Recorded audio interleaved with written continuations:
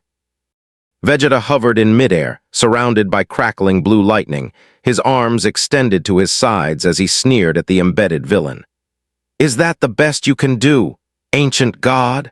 You talk about evolution and survival of the fittest, yet you can't even handle a fraction of a Saiyan prince's power." Goku flew up from the crater, brushing off his orange gi and landing lightly beside Vegeta. He looked at Vegeta's Super Saiyan 2 form and smiled. "Nice hit, Vegeta. You really caught him off guard with that one." "Shut up, Kakarot," Vegeta barked, not breaking his gaze from the pyramid. "He isn't dead. His energy signature is regenerating." Using the technology inside that flying rock. Gohan and Trunks landed behind Goku alongside Cyclops, Jean, and a recovering Logan. Cyclops looked at Vegeta with newfound awe and caution. "This man!" His power escalated even further. "They aren't just strong. They operate on a scale that defies physics." Jean Grey stepped forward, holding her temples as she processed the psionic feedback radiating from Apocalypse's ship. "He's right. Apocalypse is using the ship's internal celestial reserves to repair his physical form. But that's not all. He's broadcasting a distress signal across the globe." "A distress signal?" Trunks asked, lowering his stance. "To who?" Jean looked up, her face pale with dread. "To his 4 horsemen. They're heading toward Egypt, and he's recalling his forces to prepare for a full-scale global war." Thousands of miles away, above the ancient sands of Egypt, the sky turned a dark, bruised shade of violet. 4 distinct energy signatures were converging upon the Great Pyramids of Giza, responding to the ancient telepathic summons sent out by their master. Inside a hidden subterranean fortress beneath the Sphinx, 4 powerful mutants stood around a glowing, biotechnological altar that projected a holographic feed of the battle taking place in New York. The first was Magneto, Eric Laneshare, the master of magnetism. Clad in his iconic crimson armor and purple cape, his white hair flowed around his helmet as his eyes burned with a mixture of pride and cold determination. Beside him stood Archangel Warren Worthington III, his massive techno-organic steel wings gleaming with deadly razor-sharp feathers. Opposite them was Psylocke Betsy Braddock, her hands glowing with violet psychic blades, and Storm's dark counterpart Famine, an altered mutant wielding destructive elemental forces. Magneto stared at the holographic image of Super Saiyan Vegeta and Goku. His hands twitched slightly, sensing the trace metals within the surrounding air reacting to the sheer energy generated by the Saiyans. "Fascinating," Magneto murmured, his deep, commanding voice filling the stone chamber. "These beings are not mutants of Earth. Yet their raw physical power surpasses anything I have encountered in all my years of fighting for mutant kind." Archangel flexed his steel wings with a harsh metallic screech. It doesn't matter what they are, Eric. Master Apocalypse has commanded us to prepare the celestial biochambers. He intends to grant us a fraction of their Kai energy to elevate us into true gods of war. Psylocke stepped closer to the hologram, examining Gohan and Trunks. Their minds are different from ours. Their spirits are tied directly to their physical energy. If Apocalypse manages to bridge the gap between celestial mutation and their Kai, no force on this planet, not the X-Men, not the Avengers, not even the Sentinels, will be able to stop us. Magneto turned his gaze toward the sky as the distant vibration of Apocalypse's returning obsidian pyramid began to shake the desert sands. A cold, calculating smile formed on his face. Let the humans and X-Men believe they stand a chance, Magneto said quietly, raising his hand as thousands of tons of metal beneath the desert began to float into the air. When the time comes, Earth will belong to those who adapt, and with this golden power, mutant kind shall inherit the stars. Back in New York, the sun had begun to set, casting an orange-red glow over the damaged woodland. Apocalypse's pyramid had retreated into the upper atmosphere, retreating toward Egypt to recover and complete its dark preparations. The X-Jet landed smoothly on the lawn of the Xavier Institute for Higher Learning in Westchester. The ramp lowered, and Goku, Vegeta, Gohan, and future Trunks stepped out onto the manicured grass, followed closely by Cyclops, Jean Grey, Storm, and Wolverine. As they walked toward the Grand Mansion, dozens of young mutant students gathered on the balconies and walkways, whispering in hushed tones as they stared at the unfamiliar visitors. Some looked scared, others looked curious about the spiked hair and alien armor worn by Vegeta and Trunks. "Keep moving, kids," Logan grunted to a group of young mutants standing near the entrance. "Nothing to see here, just some tourists from out of town." They entered the mansion's main study, where Professor Charles Xavier sat waiting in his hoverchair near a roaring fireplace. The professor looked frail compared to the immense physical presences standing before him, but his eyes carried a depth of wisdom and telepathic strength that immediately earned Gohan's respect. "Welcome to my school," Xavier said warmly, offering a gentle smile. "I am Charles Xavier, and I must apologize for the chaotic welcome you received upon your arrival on our world." Goku scratched the back of his head and laughed softly. "Ah, don't worry about it, Professor. We're kind of used to landing in weird place. And getting into fights right away. I'm Goku." Vegeta remained standing near the window, his back turned to the group as he stared out over the grounds. "Cut the pleasantries, old man. You brought us here because you know that oversized gray monster is planning something big. Speak quickly before I lose my patience and go tear his floating rock out of the sky." Xavier's smile faded, replaced by a grave expression. "You are correct, Vegeta. Apocalypse and Saba-Nur is the oldest and perhaps most dangerous mutant in our world's history. He believes in a twisted philosophy of survival of the fittest. For centuries, he has sought to reshape human civilization by wiping out the weak." Gohan stepped forward, his expression serious. "When we fought him earlier, I felt his energy trying to scan our Kai networks. He wasn't just trying to destroy us. He was trying to learn how our energy works." "Precisely," Xavier confirmed, nodding. "Apocalypse possesses celestial technology, ancient alien science that allows him to rewrite genetic structures and alter matter at a molecular level. If he succeeds in synthesizing your Saiyan biology with his biotechnological chambers, he won't just empower himself. He will grant that same godlike power to his 4 horsemen." Cyclops stepped up beside Xavier's chair. "We saw what Magneto and his followers can do with normal mutant powers. If Magneto receives a Kai fusion from Apocalypse's tech, he could control the magnetic fields of entire planet systems." Future Trunks rested his hand on his sword hilt, his eyes burning with determination. "Then we can't give them time to complete the process. We have to strike their base in Egypt before they finish the synthesis." The study fell silent as everyone pondered the weight of Trunks' words. Goku looked at his son and then at Vegeta, his expression turning completely serious. "Trunks is right," Goku said, his voice dropping its usual playful tone. If this guy Apocalypse uses his tech to give evil people our kind of power, innocent people on this planet are going to suffer. We caused this rift, so it's our responsibility to help fix it. Logan walked over to the bar, poured himself a glass of water, and turned back to face the group. Egypt isn't just a fortress, Goku. Apocalypse's main pyramid is defended by heavy automated defense grids, mutant armies, and 4 of the most dangerous fighters on Earth. It's a suicide run. Suicide?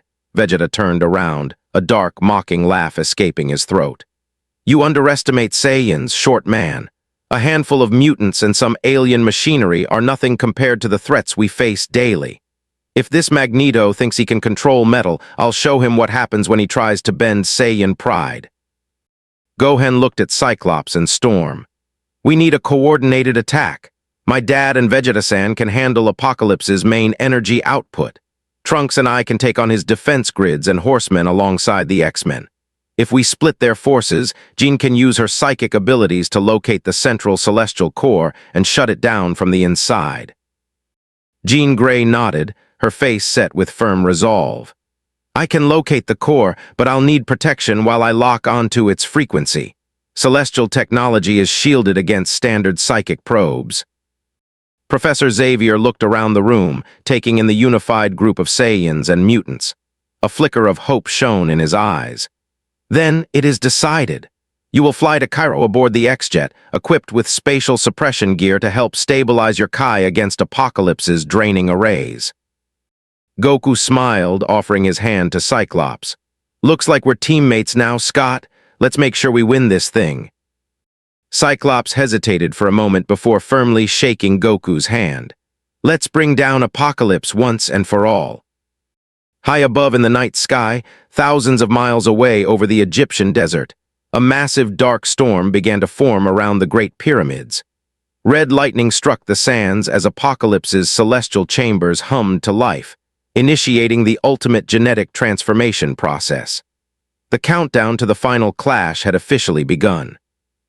Beneath the shifting, sun-scorched sands of the Giza Plateau, the ancient subterranean sanctum of En-Saba-Nur thrummed with a terrifying rhythmic pulse. It was a sound that resonated deep within the marrow of the bone, a low, mechanical heartbeat born from technology that predated human civilization by eons.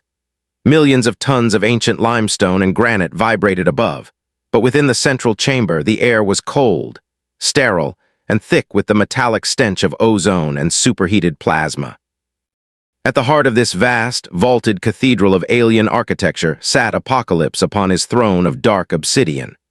Surrounding him were towering, translucent pod chambers constructed from indestructible celestial metal, each connected to the ceiling by thick, writhing biomechanical conduits that pulsed violent purple light. Inside these conduits flowed liquid mutagen, enriched with raw, harvested cosmic radiation and the refined genetic templates of extinct alien species. Apocalypse sat motionless, his gray-skinned arms resting on the carved armrests of his throne. His face was set in a mask of cold, unyielding contemplation, but within his pupil-less, glowing eyes burned an obsessive fire. Across the vast holographic displays hovering before him, millions of data points scrolled in real time, analyzing every microsecond of the battle telemetry recorded during his encounter with the Saiyans in New York. Incredible, Apocalypse murmured, his deep voice rattling the reinforced walls of the chamber. The cellular density of these beings! It defies all established laws of biological physics. Their mitochondria do not merely process cellular energy. They act as living quantum reactors, converting spiritual willpower directly into physical force. From the shadows behind the throne, a looming figure stepped forward. It was Magneto, his crimson armor gleaming under the harsh purple light of the bioconduits. Beside him stood Archangel, his techno-organic razor wings folded tightly behind his back, rustling with a sharp, metallic hiss as he moved. You summoned us En-Saba-Nur, Magneto said, his voice calm, regal, and devoid of fear. You speak of these extra-dimensional invaders as if they were gods. Has the great Apocalypse finally encountered a power he cannot bend to his will? Apocalypse turned his head slowly, his piercing gaze locking onto Magneto. A god is merely a title given by the weak to those they cannot comprehend, Eric. These Saiyans are not gods. They are biological anomalies, pure, unrefined potential waiting to be harvested. Look upon this. Apocalypse swept his hand across the air, expanding a holographic projection of Goku's cellular structure during his Super Saiyan transformation. The red double helix DNA strand was surrounded by a blazing, self-sustaining field of golden energy that continuously amplified the host's physical attributes without causing cellular degradation. Standard mutant evolution requires generations of natural selection or violent genetic trauma, Apocalypse explained, his voice rising with dark passion. It is slow, it is imperfect, but this energy, this Kai, is the ultimate evolutionary shortcut. It is a renewable force generated directly from the spirit, capable of multiplying a host's innate power 1,000-fold in an instant. Imagine your control over the electromagnetic spectrum, Eric, amplified by the raw spiritual reactor of a Saiyan.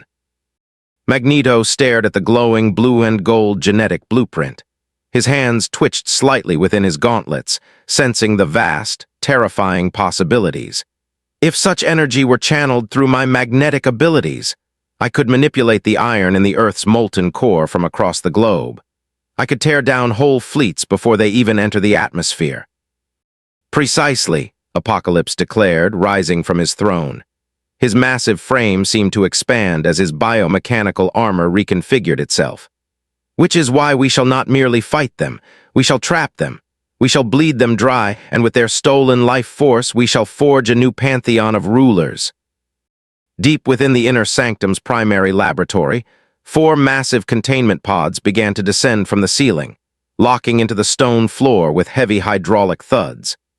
At the center of the laboratory stood Apocalypse's primary bioengineer, a mutated, cybernetic entity whose body was a grotesque fusion of alien machinery and twisted flesh.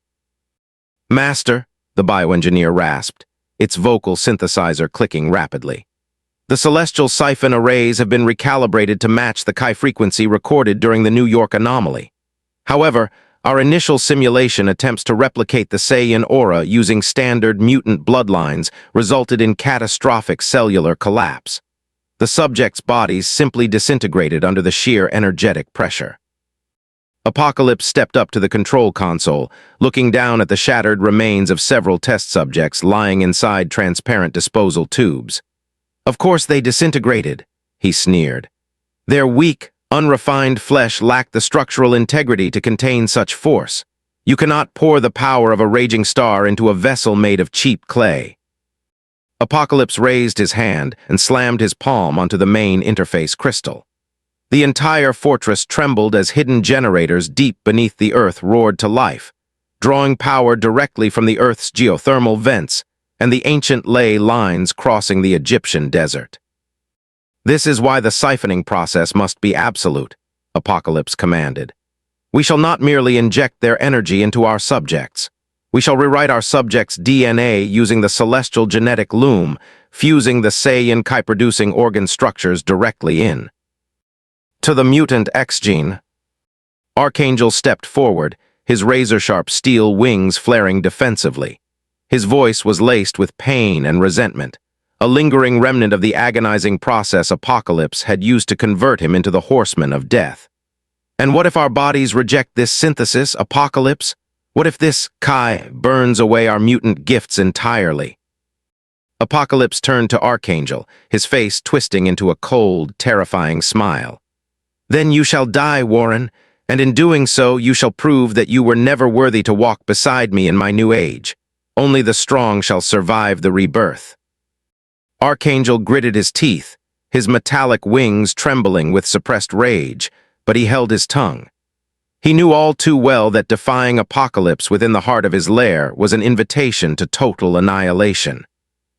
Psylocke stepped out from the shadows of a stone archway, her physical form clad in sleek indigo body armor, her violet psychic aura flickering softly around her hands. "The X-Men are approaching," she announced calmly. "My psychic sensors have picked up the signature of the X-Jet crossing the Mediterranean Sea. They are traveling under heavy stealth cloaking, but their energy footprint is unmistakable." "Let them come," Magneto said quietly, hovering a few inches above the floor as a cloud of metal shavings swirled around his boots. They bring our golden keys straight to our doorway. High above the dark, shimmering waters of the Mediterranean Sea, the X-Jet sliced through the night sky at Mach 4. The vessel was running in complete optical and electronic dark mode, its stealth panels absorbing all radar emissions, while Jean Grey maintained a low-level telepathic cloak around the ship to prevent mental detection.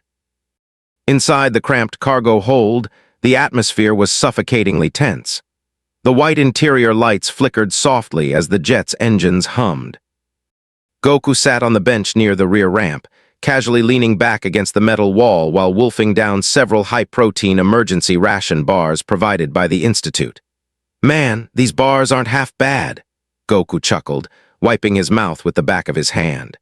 "Though I'd really kill for a giant roasted boar right now. Running Super Saiyan in a new dimension really burns through your stomach." Vegeta stood nearby, leaning against a support beam with his arms crossed tightly over his chest plate.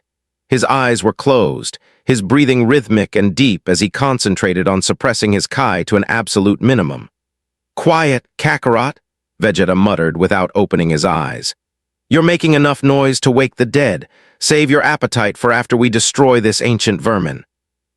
Gohan sat across from Goku, carefully inspecting his father's gi and his own martial arts uniform. "Dad, Vegeta-san is right. When we fought Apocalypse earlier, his armor was able to absorb and redirect kinetic force. But what worries me more is that purple energy beam he fired at you. It felt artificial, but it had a strange dampening effect on your Kai shield." Future Trunks nodded, resting his hands on his knees. "I noticed it too, Gohan-san. In my timeline, the androids used energy absorption palms to steal our Kai during battle. If Apocalypse's technology works on a similar principle, every hit we land on him might just be feeding his machinery." Cyclops stood near the cockpit door, holding a holographic tactical map of the Giza Plateau. He turned to face the group, his face grim beneath his visor. "Listen up, everyone. We're 5 minutes out from the drop zone. Thanks to Jean's telepathic shielding, we've managed to bypass Apocalypse's long-range radar, but once we enter Egyptian airspace, his automated perimeter defenses will pick up our physical presence." Logan walked up from the back of the jet, lighting a cigar despite the no-smoking indicators blinking on the bulkhead. He took a long drag and exhaled a thick cloud of blue smoke. "Don't count on stealth once we hit the sand, Summers.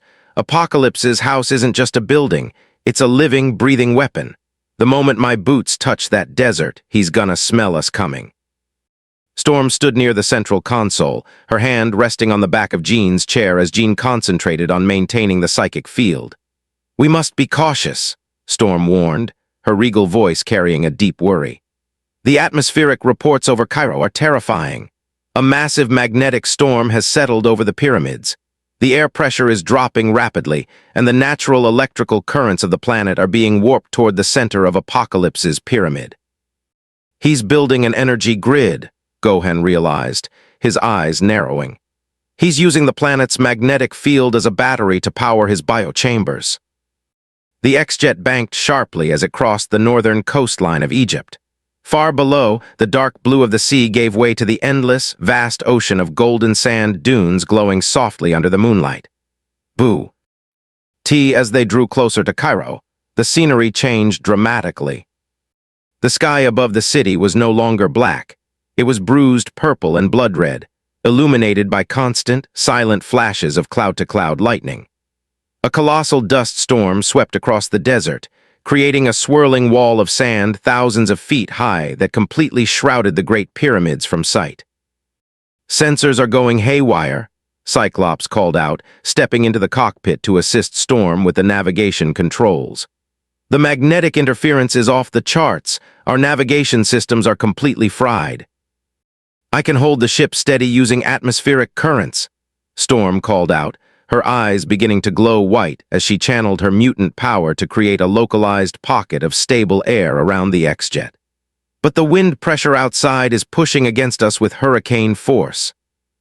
Inside the hold, Goku stood up, stretching his arms and cracking his neck.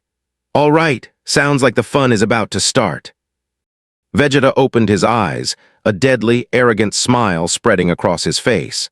Finally, I was beginning to think we'd spend the entire night riding inside this metal bird. Suddenly, Jean Grey let out a sharp gasp, clutching her temples as her eyes widened in shock. Ugh, Scott, the psychic cloak, it's being ripped apart. Welcome, MY children. A booming, thunderous voice echoed directly inside the minds of everyone aboard the jet. A voice so powerful and deep that it rattled their teeth and caused the jet's electronic displays to spark and die. It was En Sabah Nur. You have traveled far to deliver yourselves to MY Altar. Come, step into the fires of evolution. Thud, thud, thud. Before anyone could react, 4 massive, surface-to-air celestial energy projectiles shot up from the swirling sandstorm below, slamming directly into the X-Jet's wings and fuselage. The ship rocked violently as alarm sirens blared.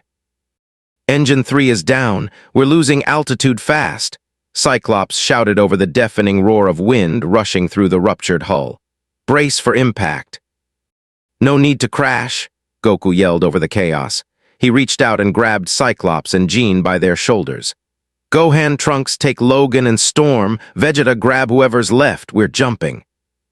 Don't tell me what to do, Kakarot.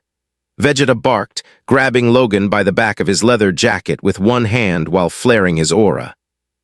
In a fraction of a second, the rear ramp was blown open by incoming plasma fire.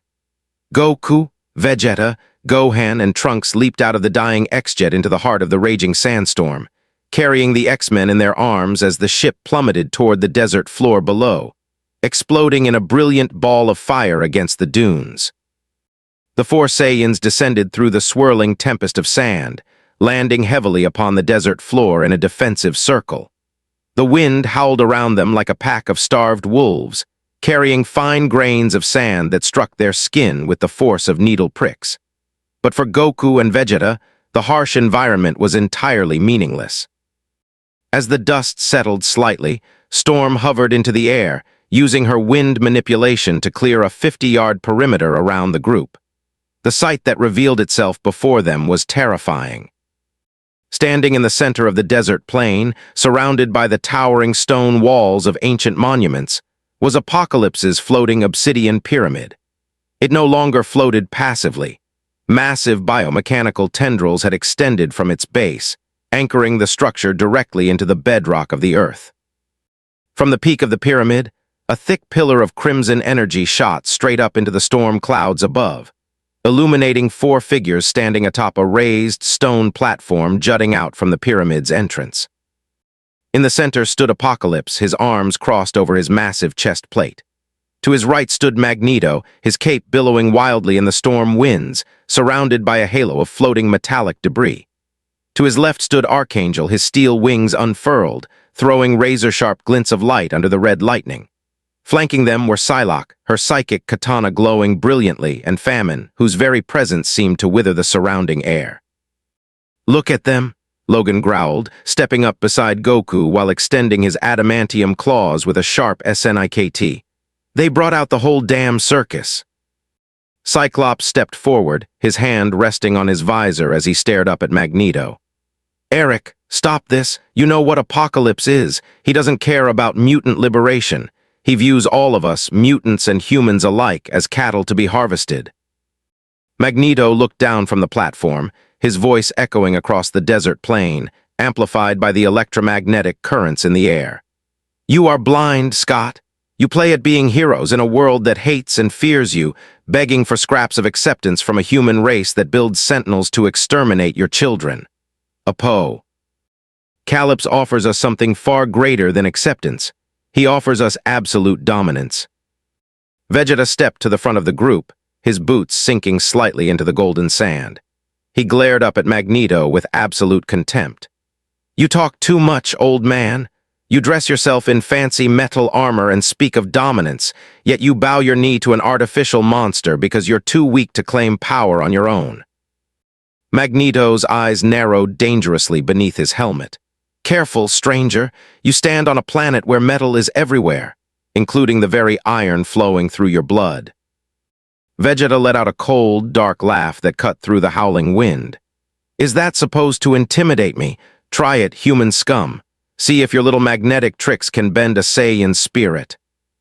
Apocalypse raised his hand, suppressing the storm winds with a single gesture. A heavy, suffocating silence fell over the desert battlefield. "My horsemen," Apocalypse commanded, his booming voice carrying the finality of an executioner's verdict. "Subdue the Saiyans, drain their strength and deliver their bodies to the biochambers. Kill the X-Men where they stand." "With pleasure," Archangel hissed, leaping from the platform. His techno-organic steel wings snapped open, propelling him through the air at supersonic speeds straight toward future Trunks. As he flew, he flexed his wings, launching a deadly spray of hundreds of razor-sharp steel feathers coated in paralyzing neurotoxins. "Watch out!" Trunks yelled, drawing his broadsword in a single, fluid motion. He swept his blade through the air, creating a wall of compressed air and Kai blasts that deflected the barrage of steel feathers, sending them showering down into the sand like deadly metallic rain. Clang, clang, clang. Archangel slammed into Trunks, his steel wings clashing directly against Trunks' sword in a shower of brilliant sparks. The force of the impact drove both fighters deep into the surrounding sand dunes, kicking off a furious aerial duel. Simultaneously, Psylocke leaped down from the platform, her eyes blazing with violet telepathic energy. She materialized a massive psychic broadsword in her right hand and a psychic whip in her left. "You're mine, half-breed," she snarled, targeting Gohan. Gohan sidestepped her initial whiplash, the psychic energy grazing his shoulder and leaving a faint burn mark on his gi. "I don't want to hurt you," Gohan called out, dodging a sharp slash from her psychic sword. "You're being controlled." "I am controlled by no one," Psylocke yelled, sweeping her leg to kick Gohan's knee while thrusting her psychic blade straight toward his forehead. Gohan leaned back, dodging the strike with incredible grace and brought his palm up, unleashing a soft Kai blast that pushed Psylocke back 30 feet. Meanwhile, Famine unleashed a wave of dark, decaying energy across the ground, targeting Storm and Logan. "Feel the emptiness!" Famine shrieked as the sands beneath Logan's feet withered and collapsed into fine dust.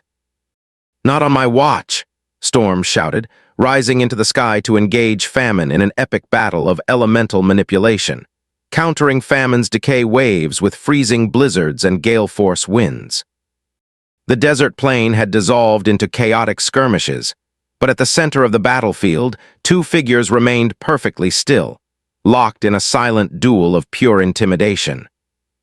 Vegeta stood with his hands on his hips, his dark eyes fixed on Magneto, who hovered 20 feet above the sand. "You speak of Saiyan pride," Magneto said quietly, raising both of his hands into the air. "Let us see how your pride holds up against the primary fundamental force of the universe." Magneto clenched his fists. Instantly, the ground beneath Vegeta began to buckle. Millions of tons of iron ore buried deep beneath the Egyptian sand responded to Magneto's call, bursting through the desert's surface in massive, jagged metallic spears that wrapped around Vegeta's arms, legs, and torso. Within seconds, Vegeta was completely encased in a solid sphere of compressed, super-dense iron metal 10 feet in diameter. "Vegeta-san," Gohan yelled, turning away from his fight with Psylocke. Magneto smirked beneath his helmet, lowering his hands slightly. Foolish alien. He thought his physical strength could overcome the magnetic fields holding matter together.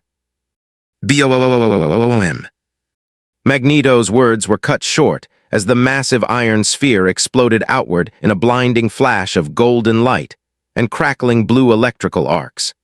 Jagged pieces of molten metal shot across the desert like artillery shells. Emerging from the center of the crater was Vegeta, standing in full Super Saiyan 2 form. His aura roared around him like a golden inferno, the sheer heat of his Kai instantly melting the sand around his boots into smooth glass. "Is that it?" Vegeta roared, wiping a speck of dust from his armor. "You tried to crush me with rusty dirt. I've trained under 5H. Undread times Earth's gravity, old man. Your precious, fundamental forces mean nothing to a Saiyan prince." Magneto's eyes widened in genuine shock as he felt the sheer kinetic and thermal pressure radiating from Vegeta's body. The iron in Magneto's own armor vibrated violently as Vegeta's aura warped the localized magnetic field. Vegeta vanished. "What?" Magneto gasped, raising his magnetic shields instinctively. Vegeta reappeared directly in front of Magneto's face, his fist already pulled back.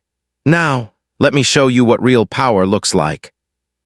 Vegeta's fist slammed into Magneto's magnetic force field with the sound of a thunderclap. The force field buckled violently, sending Magneto rocket-propelling backward through the air, crashing through the outer stone walls of Apocalypse's pyramid. High above the battle, standing at the apex of the pyramid, Apocalypse watched the devastation unfold with a cold, sinister smile. "Yes," Apocalypse whispered, his hands glowing with dark celestial runes. "Demonstrate your power, Saiyan. Fill this atmosphere with your Kai. The harvest is almost complete." The sky above the Giza Plateau had transformed into an apocalyptic tapestry of swirling violet clouds, crimson lightning, and heavy, suffocating static. Deep inside the subterranean heart of the floating obsidian pyramid, ancient celestial engines groaned under astronomical energy loads. Massive biomechanical conduits, thick as ancient redwood trees, pulsed with erratic bursts of radiant golden and purple light, transferring raw energy straight into 4 massive containment pods arranged in a circular formation around the central altar. Inside the primary laboratory, Sabah stood before the master console, his gray, bioarmor-plated hands hovering over a glowing crystalline interface. Across the holographic displays hovering above him, real-time diagnostic feeds recorded the energy outputs from the battlefield outside. The readings were staggering. Every punch thrown by Super Saiyan 2 Vegeta, every Kai blast deflected by future Trunks, and every aura surge from Son Goku was being captured by hidden siphon arrays buried beneath the sands. "Fascinating," Apocalypse rumbled, his voice vibrating through the reinforced stone walls like a low-frequency earthquake. "Their energy does not diminish through output.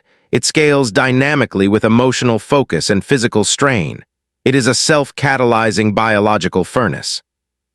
Beside him, the cybernetic bioengineer adjusted several primary conduits, its mechanical limbs moving in a blur of precision clicks. "Master," the creature rasped, "the siphon arrays have harvested over 40% of the requisite Kai threshold from the Saiyan Prince's explosive release against Magneto. However, standard mutant physiology cannot assimilate raw, unrefined Kai without immediate cellular degradation. The energy will tear their DNA apart from the inside out."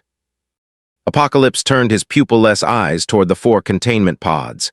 Inside each pod, suspended in glowing blue mutagenic fluid, were the 4 horsemen: Magneto, Archangel, Psylocke, and Famine.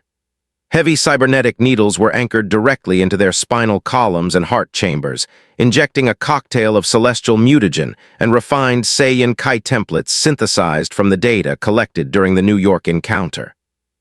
"That is why we do not merely inject the energy," Apocalypse stated coldly, striking the central interface with his palm. "We overwrite their genetic code. We fuse the Saiyan Kai-producing organ structure directly into the X gene, forcing their mutant powers to evolve into self-sustaining cosmic engines." In an instant, the biochambers illuminated with a blinding golden-purple glare. Inside the pods, the 4 horsemen threw their heads back, their mouths open in silent screams as thousands of volts of raw, Kai-infused mutagen flooded their nervous systems. Inside the first pod, Magneto's heart stopped for 3 agonizing seconds. The master of magnetism felt as though his very soul were being thrown into the core of a dying star. His white hair whipped violently in the thick fluid as the golden Kai collided with his native mutant gene.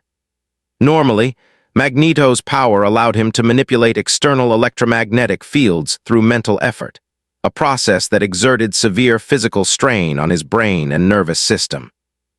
But as the Saiyan genetic template bonded with his cells, his body began producing its own internal biomagnetic reactor. Every cell in Eric Laneshare's body began to vibrate at a cosmic frequency.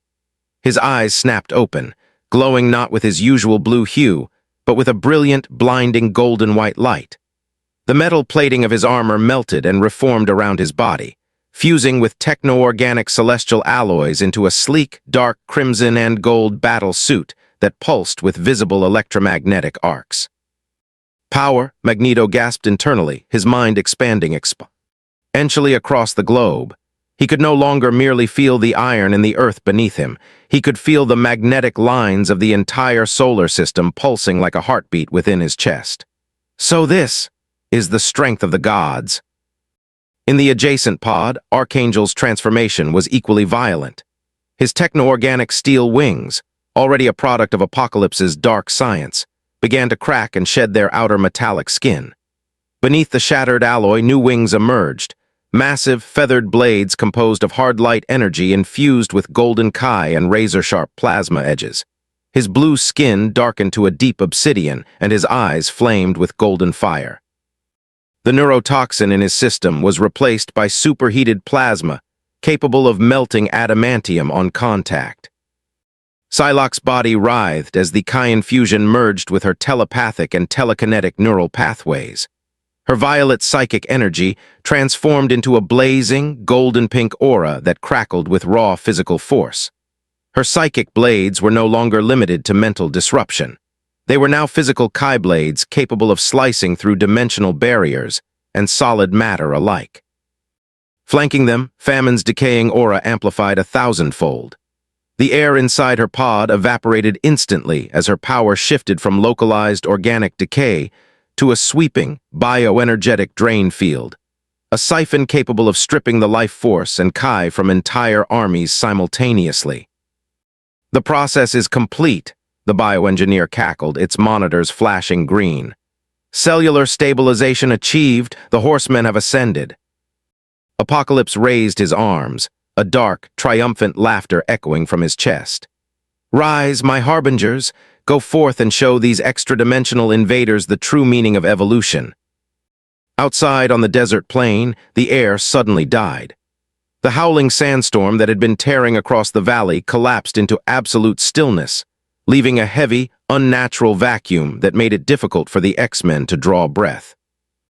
Goku stood beside Gohan and future Trunks, his Super Saiyan aura flickering gently around him. He suddenly stopped, turning his head toward the floating obsidian pyramid. His eyes narrowed, his cheerful demeanor completely vanishing as his Saiyan instincts screamed a sharp warning.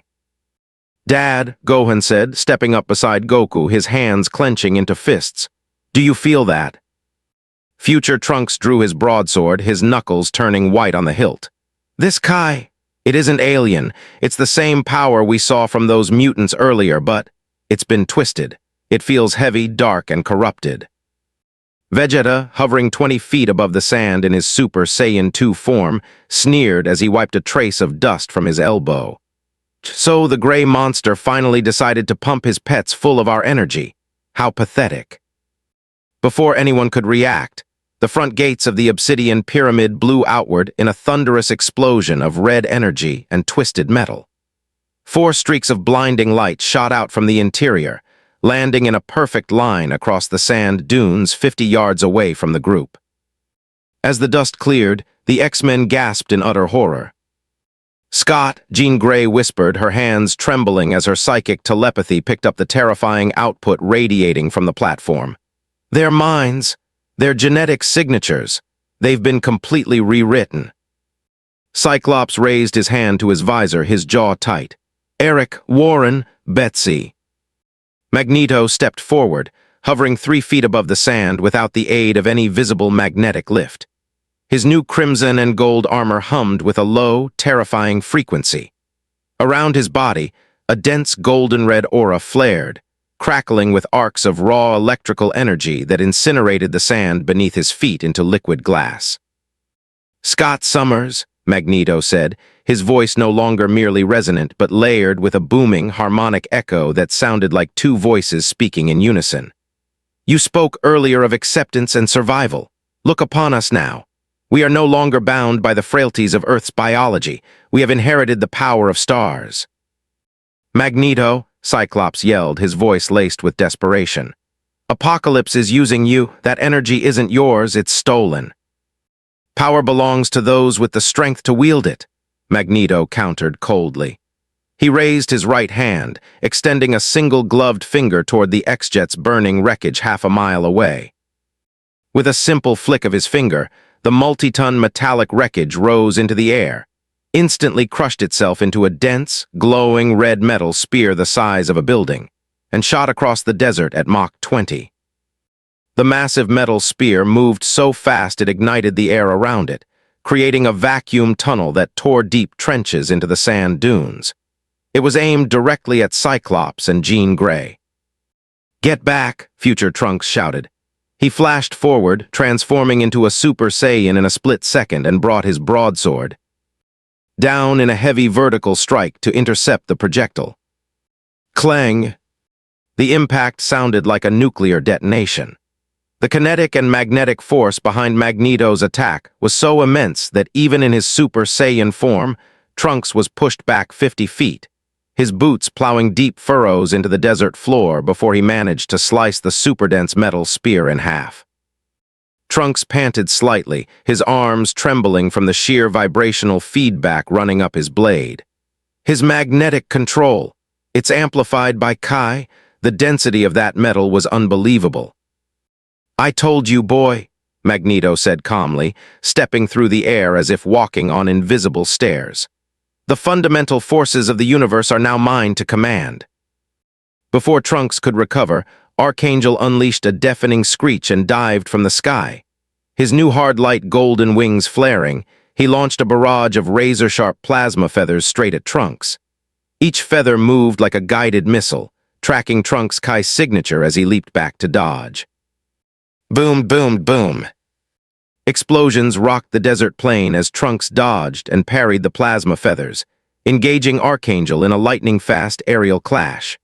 Steel and hard light clashed against Trunks' sword in a shower of brilliant golden sparks. Simultaneously, Psylocke materialized directly behind Gohan, her golden-pink psychic Kai blade thrusting straight for his neck. "Let's see if your mind can withstand a psychic blade infused with your own life force," she snarled. Gohan felt the terrifying heat of the blade and ducked instinctively, the tip of the weapon slicing through a lock of his black hair and exploding against a rock outcrop behind him, completely vaporizing the boulder into fine dust. Gohan flipped backward, landing lightly on his feet and dropping into his turtle hermit stance. His eyes turned sharp, his calm demeanor giving way to the focused intensity of a true scholar warrior. "Your power is incredible now, but you don't know how to control it properly. Kai isn't just raw destruction, it requires balance." Psylocke laughed wildly, her eyes burning with golden-pink energy as she flared her aura. "I don't need balance, I have absolute power." She lunged at Gohan, unleashing a rapid flurry of psychic strikes that tore up the surrounding landscape. Vegeta watched the chaotic clashes unfolding around him, his arms remaining crossed over his chest plate. His gaze never left Magneto, who was now floating 30 feet in the air, looking down at the Saiyan prince with absolute arrogance. "You seem unimpressed, alien," Magneto observed, raising his hands as thousands of tons of metal buried beneath the Egyptian desert began to break through the surface, forming massive orbiting rings of iron and steel around his body. "Unimpressed?" Vegeta spat, a dark, wicked smile spreading across his face. "I'm disgusted. You take a fraction of stolen Saiyan energy, wrap it in your little metal tricks, and suddenly you think you're a god. You're nothing but a thief playing with toys he doesn't understand." Magneto's eyes narrowed dangerously. "Then let us test your arrogance against the full weight of this planet's iron core." Magneto thrust both hands forward. Instantly, the massive orbiting rings of metal compressed into hundreds of razor-sharp spears, propelled forward by a supercharged electromagnetic field amplified by Kai. The air screamed as the barrage rained down upon Vegeta like an apocalyptic meteor shower. Vegeta didn't move an inch. He simply closed his eyes, took a deep breath, and let his Kai detonate outward in a massive golden explosion. BOOM! A pillar of blinding golden-blue energy shot up into the heavens, completely vaporizing the incoming metal spears before they could even touch his skin. The sheer thermal and kinetic pressure swept across the battlefield, flattening the sand dunes for miles in every direction. When the light faded, Vegeta stood in his full Super Saiyan 2 form, his hair standing sharp and jagged, blue electrical arcs dancing across his body like wild serpents. The heat radiating from his aura was so intense that the sand within 20 yards of him turned into a smooth, glowing pool of liquid glass. "Is that all you've got, old man?" Vegeta shouted, his voice echoing across the desert like thunder. "Allow me to show you what a real Saiyan prince can do." In a microsecond, Vegeta vanished. Magneto's enhanced reflexes, now boosted by Kai-infused reaction speed, warned him of the danger. He instantly deployed his maximum power magnetic force field, supercharging it with his new golden energy reserves. Vegeta reappeared directly in front of Magneto, his right fist pulled back, glowing with a concentrated sphere of golden Kai. "Galick gun, impact!" Vegeta roared, slamming his fist straight into Magneto's force field. The collision between Vegeta's Kai-infused strike and Magneto's supercharged magnetic barrier produced a shockwave so pow. It ripped open the clouds above, revealing the dark, starry night sky for a brief moment before the storm swept back in. Thunder crash. Magneto gritted his teeth, his arms trembling violently as he poured every drop of his new energy into maintaining the barrier. Cracks, bright golden spiderweb fractures, began to spread across the surface of his magnetic shield. "Impossible," Magneto thought, sweat pouring down his face beneath his helmet. "My barrier is reinforced by the planetary magnetic field and his own energy. How can his raw physical output break through?" "You rely too much on your barrier?"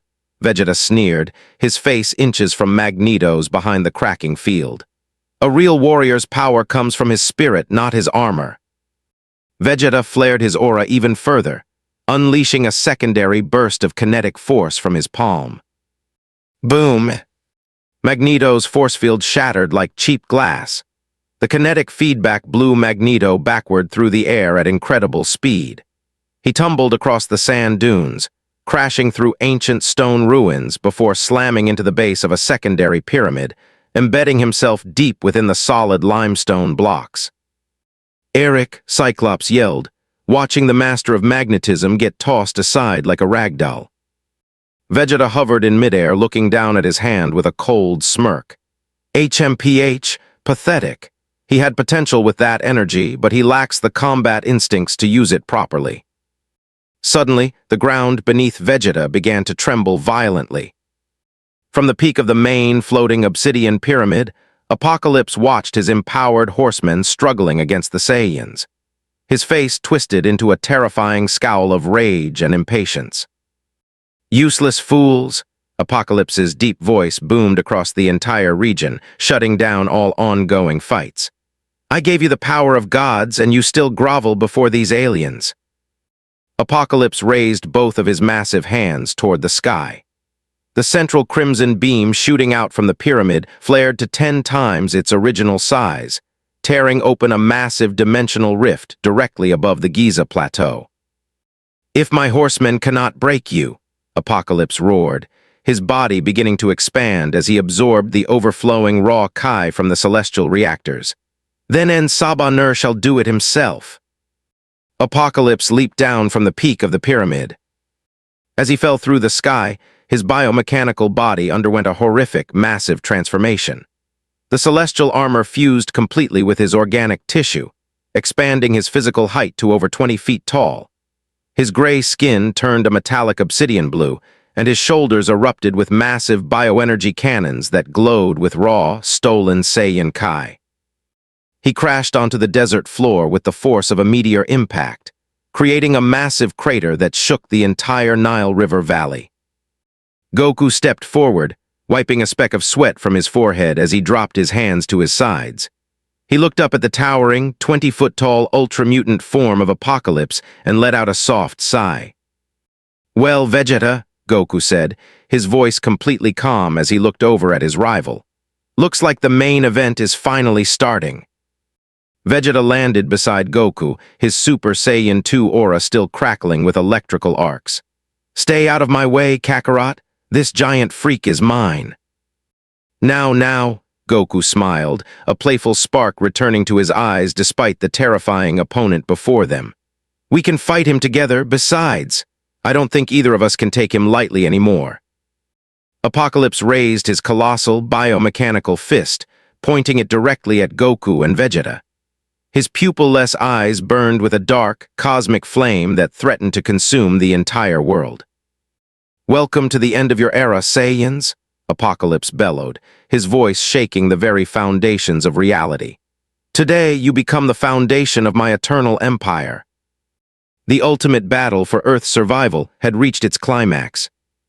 The ancient city of Cairo, once vibrant and bustling beneath the desert sun, was now shrouded in an eerie, dark violet twilight. Above the Giza plateau, the sky looked as though it were bleeding.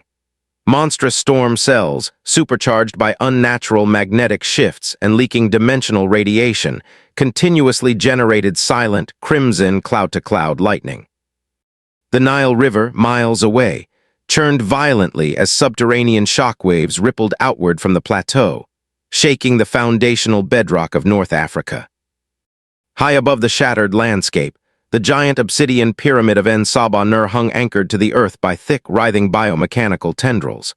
From its apex, a pillar of supercharged energy shot straight into the swirling clouds above, maintaining a stable, localized warp field. Beneath this floating monolith, the sands had been turned into a nightmare landscape, cratered, scorched, and in many places, flash-melted into jagged sheets of black obsidian glass. Standing at the edge of the central crater, Son Goku wiped a smudge of soot from his cheek. His orange gi flapped wildly in the gale force winds, but his expression remained relaxed, almost cheerful.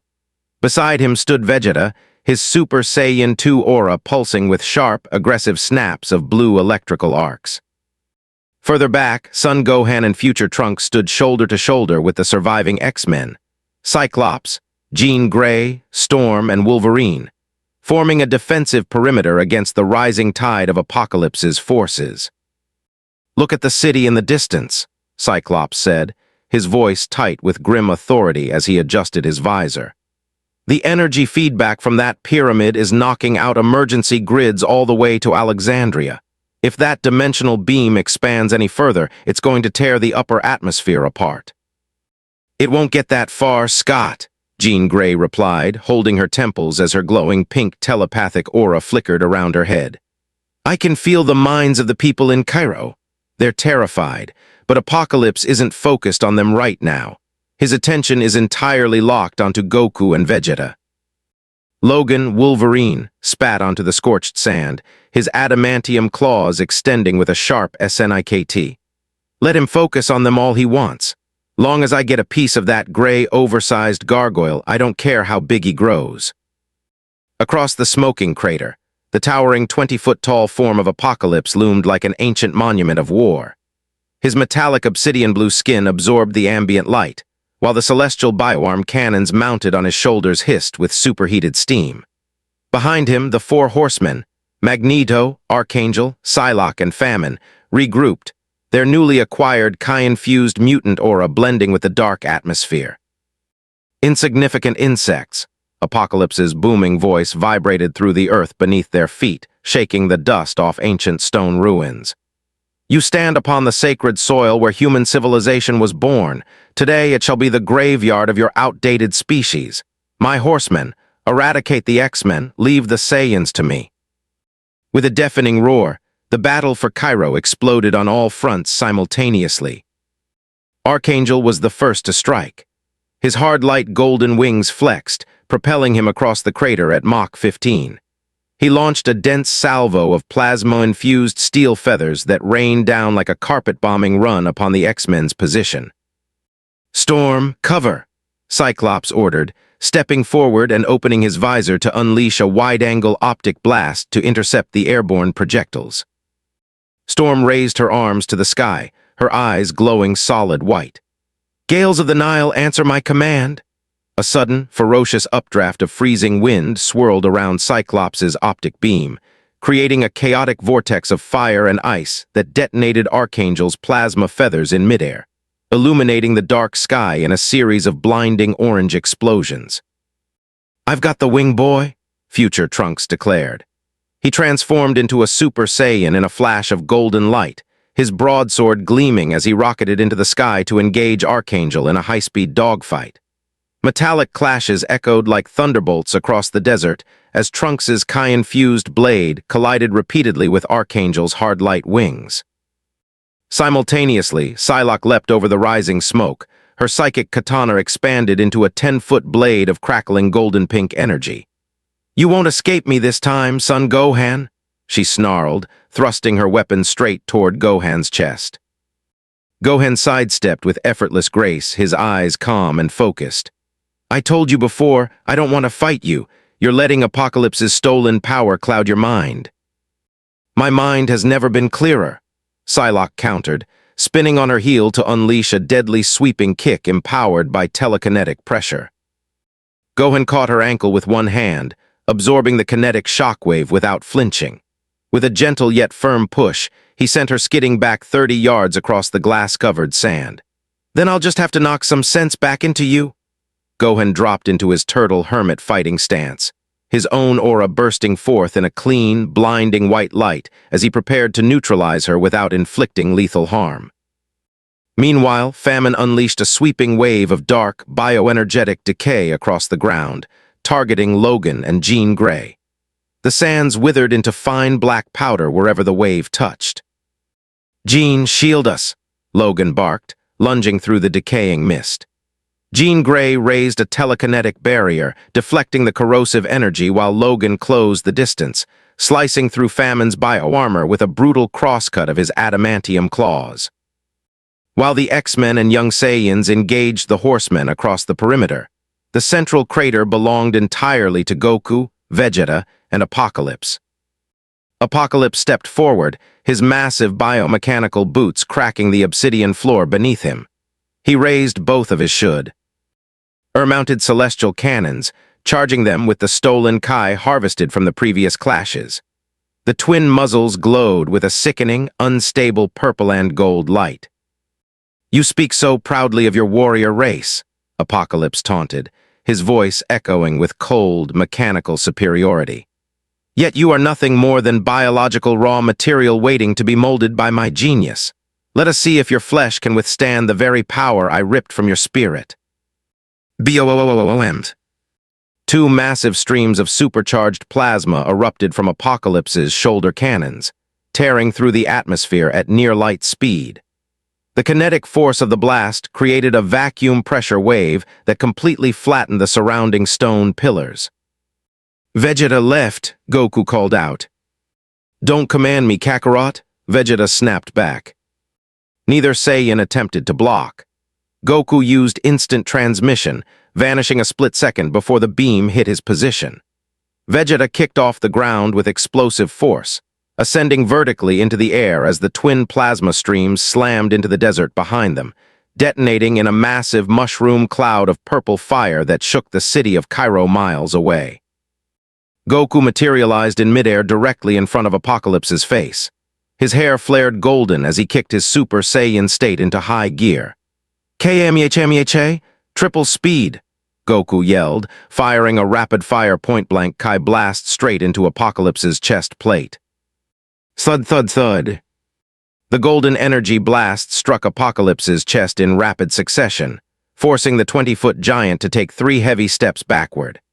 Blue, sparks, and molten celestial alloy flew from his chest armor, but Apocalypse merely gritted his teeth, grinning wickedly through the smoke. "Weak," Apocalypse bellowed. His massive left arm extended outward, transforming into a thick biomechanical tendril spiked with molecular disruption blades. The tendril whipped through the air, catching Goku mid-flight and slamming him down into the crater floor.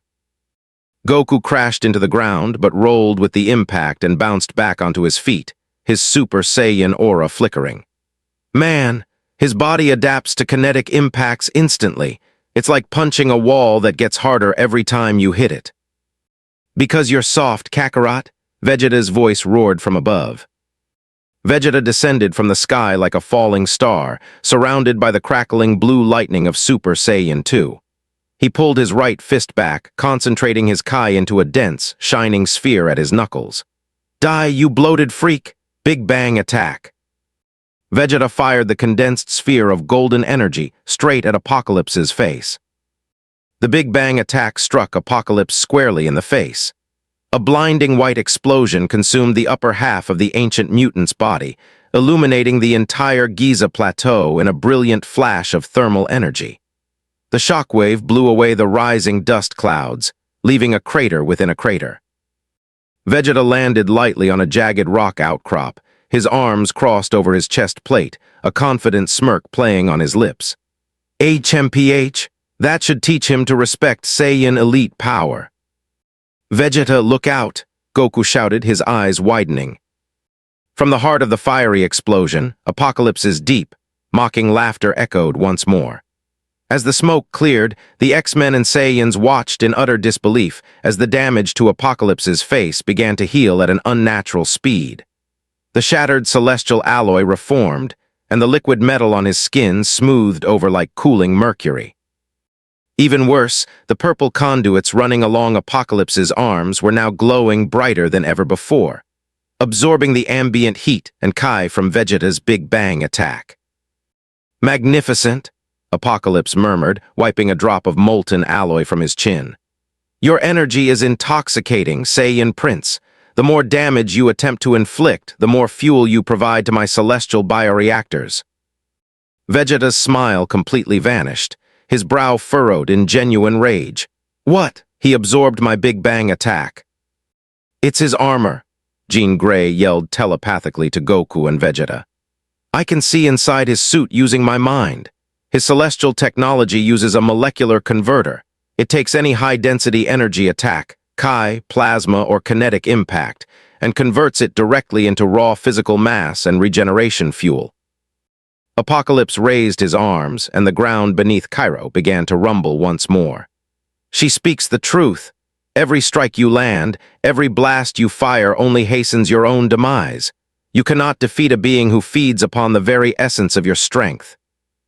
Apocalypse flexed his massive chest plate. The central celestial core in his sternum flared with a blinding purple light, releasing a massive radial shockwave of pure, stolen Kai energy. BOOM. The shockwave swept across the desert plain like a physical wall of force. Goku and Vegeta raised their arms to shield themselves, but the raw kinetic PR. Escher knocked them back hundreds of yards across the crater. The X-Men were blown off their feet, Jean Grey's telekinetic barrier cracking under the immense strain. As the dust settled, a cold, majestic figure floated up from the secondary crater where Vegeta had previously embedded him. It was Magneto. His new crimson and gold armor was slightly scratched, but his eyes burned with a terrifying, golden-white brilliance. The stolen Kai coursing through his veins had completely healed his physical injuries, and his biomagnetic control had reached an unprecedented scale. Hovering 50 feet above the ground, Magneto raised his hands toward the night sky. The air around him screamed as localized magnetic fields twisted out of shape. You called us outdated, Saiyan, Magneto said, his voice carrying a harmonic echo that resonated through every metal object within a 10-mile radius. You claimed my control over metal was nothing more than rusty dirt tricks. Now, allow me to demonstrate what happens when the master of magnetism commands the blood of a planet. Deep beneath the sands of Egypt, the continental tectonic plates groaned. Massive veins of raw iron ore, buried thousands of feet beneath the Earth's crust, responded to Magneto's supercharged magnetic pull. Crack, crack, crack. The desert floor ruptured open in 3 massive fissures stretching for miles. From the depths of the Earth, thousands of tons of molten liquid iron and raw magnetic ore shot upward into the sky, swirling around Magneto like an ocean of liquid metal. Scott, get the team back, Storm yelled, her voice trembling as she felt the planet's electromagnetic field distorting around them. He's manipulating the iron directly from the Earth's mantle. Magneto pointed his hand directly at Vegeta. The ocean of molten iron instantly condensed into millions of needle-thin, super-dense metallic darts, each one charged with a high-voltage electromagnetic current amplified by Kai. Drown in the Earth's blood, Prince of Saiyans, Magneto commanded, sweeping his arm downward. The sky rained liquid metal and super-dense iron needles upon Vegeta. Vegeta stood in the center of the target zone. Looking up at the descending rain of molten iron, his eyes flashed with pure, unyielding Saiyan pride. He refused to step back. He refused to dodge. "Kakarot," Vegeta shouted, his voice cutting through the roar of the metallic storm. "Do not interfere." Vegeta dropped into his full combat stance, his Super Saiyan 2 aura exploding into a towering pillar of golden blue light that reached into the storm clouds above. The sheer thermal energy radiating from his body was so intense that the air around him turned into superheated plasma. "You think metal can crush a Saiyan?" Vegeta roared, thrusting his palms upward into the sky. "Final cannon!" A massive continuous beam of golden Kai erupted from Vegeta's palms, shooting straight up into the rain of molten iron. Thunder crash. The collision between Vegeta's Kai beam and Magneto's molten iron storm lit up the night sky across North Africa. The extreme heat of Vegeta's Kai instantly vaporized the incoming metal needles into gas before they could touch the ground, while the explosive kinetic force drove the remaining molten ore back into the sky, showering the desert in a magnificent, terrifying rain of golden sparks and liquid iron. Magneto was forced to raise a heavy magnetic shield to deflect his own deflected metal, his teeth gritted as he felt the overwhelming physical pressure of Vegeta's continuous output. His power! It has no upper limit. Even with the celestial Kai enhancement, I am barely holding my ground. Down below, Goku landed beside Vegeta, his Super Saiyan aura flickering back to life. He looked at Apocalypse, who was watching the exchange with a dark, calculating expression, waiting for the perfect moment to absorb the scattered energy. "Vegeta," Goku said, his tone turning dead serious.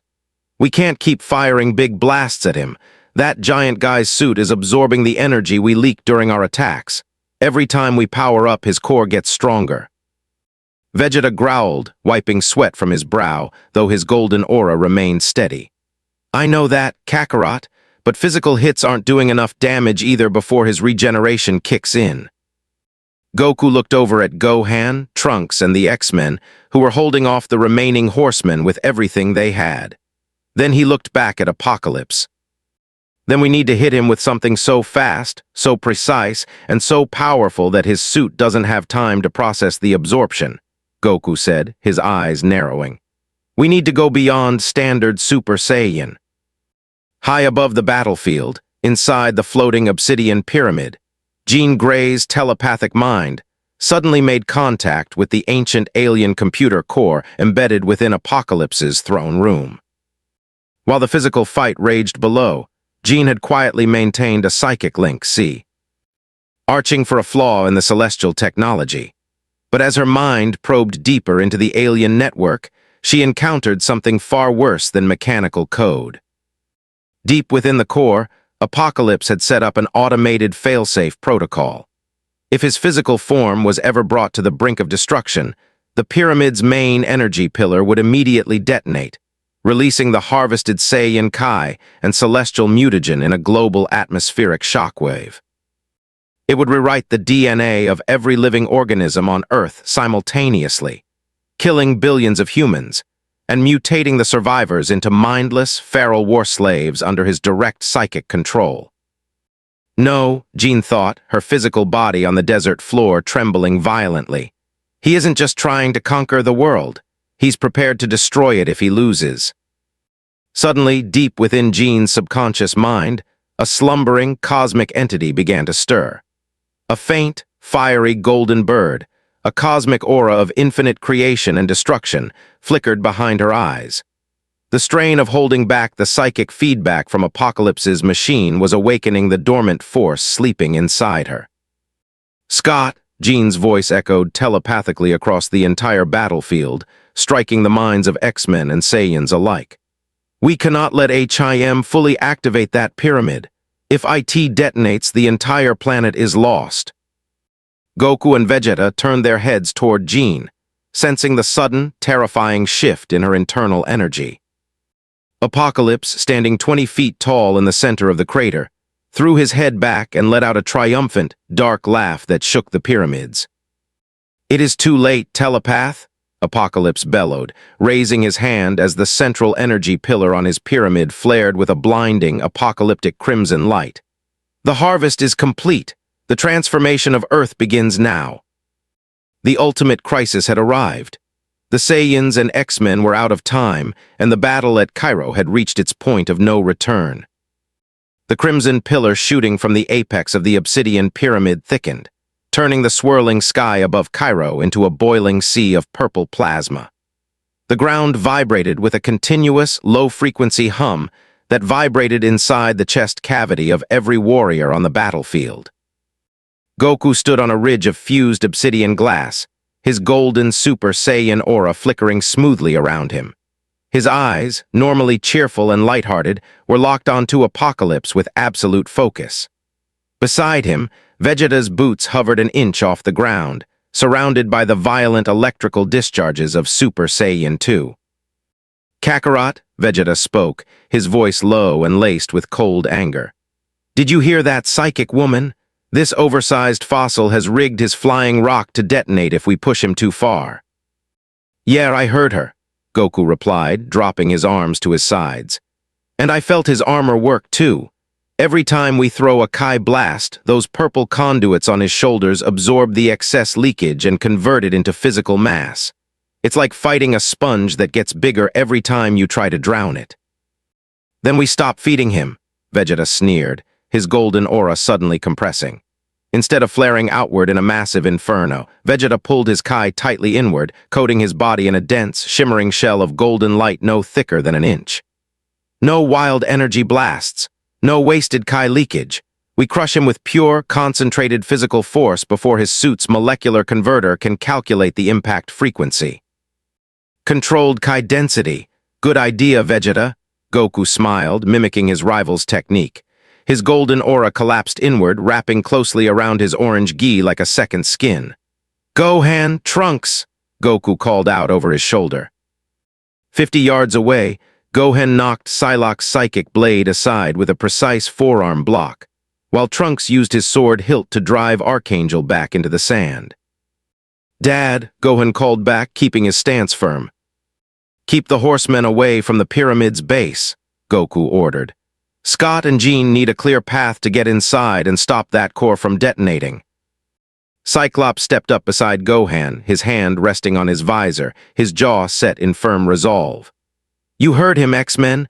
Form a defensive wedge. Storm, create a localized pressure screen to blind their optical sensors. Logan, Jean with me." Part 2, The Duel of Pride, Vegeta vs. Magni. Before Cyclops could advance toward the pyramid's entrance, the air above the crater warped violently. Magneto descended from the crimson clouds like a vengeful god, his crimson and gold bioarmor humming with an intense electromagnetic field. Surrounding him were 3 massive rings of superheated liquid iron ore pulled directly from the Earth's mantle, swirling around his body like planetary rings. "You speak of strategies, alien," Magneto's harmonic, dual-toned voice echoed across the valley. "But you forget that as long as I draw breath, no technological structure or met. All vessel on this world moves without my consent." Magneto thrust his right hand forward. The 3 rings of liquid iron condensed instantly into a single, high-density metallic lance 20 feet thick, propelled by a supercharged magnetic field that ignited the surrounding air. "Out of my way, old man," Vegeta roared. Instead of dodging or firing a Kai blast, Vegeta vanished using raw physical speed. He reappeared directly in the path of the oncoming iron lance. With his Kai tightly compressed around his right fist, Vegeta drove his knuckles straight into the tip of the superheated metal projectile. BOOM. The kinetic impact was so intense that the surrounding air pressure imploded, creating a brief vacuum wave that extinguished the local fires. Vegeta's physical fist, fortified by compressed Super Saiyan 2 force, completely shattered the high-density iron lance into millions of harmless, microscopic metallic dust particles. Magneto's eyes widened in genuine shock beneath his helmet. He didn't use an energy blast. He destroyed superdense, magnetically reinforced iron with pure physical pressure. Before Magneto could re-establish his magnetic field, Vegeta closed the distance in a microsecond. Reappearing directly in front of Magneto's face, Vegeta drove a heavy left hook into the side of Magneto's helmet, followed by a lightning-fast kick to his chest plate. Thud, thud. The bioarmor protecting Magneto's chest buckled. The kinetic energy passed straight through his body, blowing out the rear section of his cape, and sending the master of magnetism rocket-propelling downward into the glass crater floor, creating a 50-foot impact crater. Vegeta hovered above the smoking hole, looking down with absolute disdain. Your magnetic control is impressive for a human, but you rely entirely on external matter. A true warrior relies on nothing except his own honed flesh and spirit.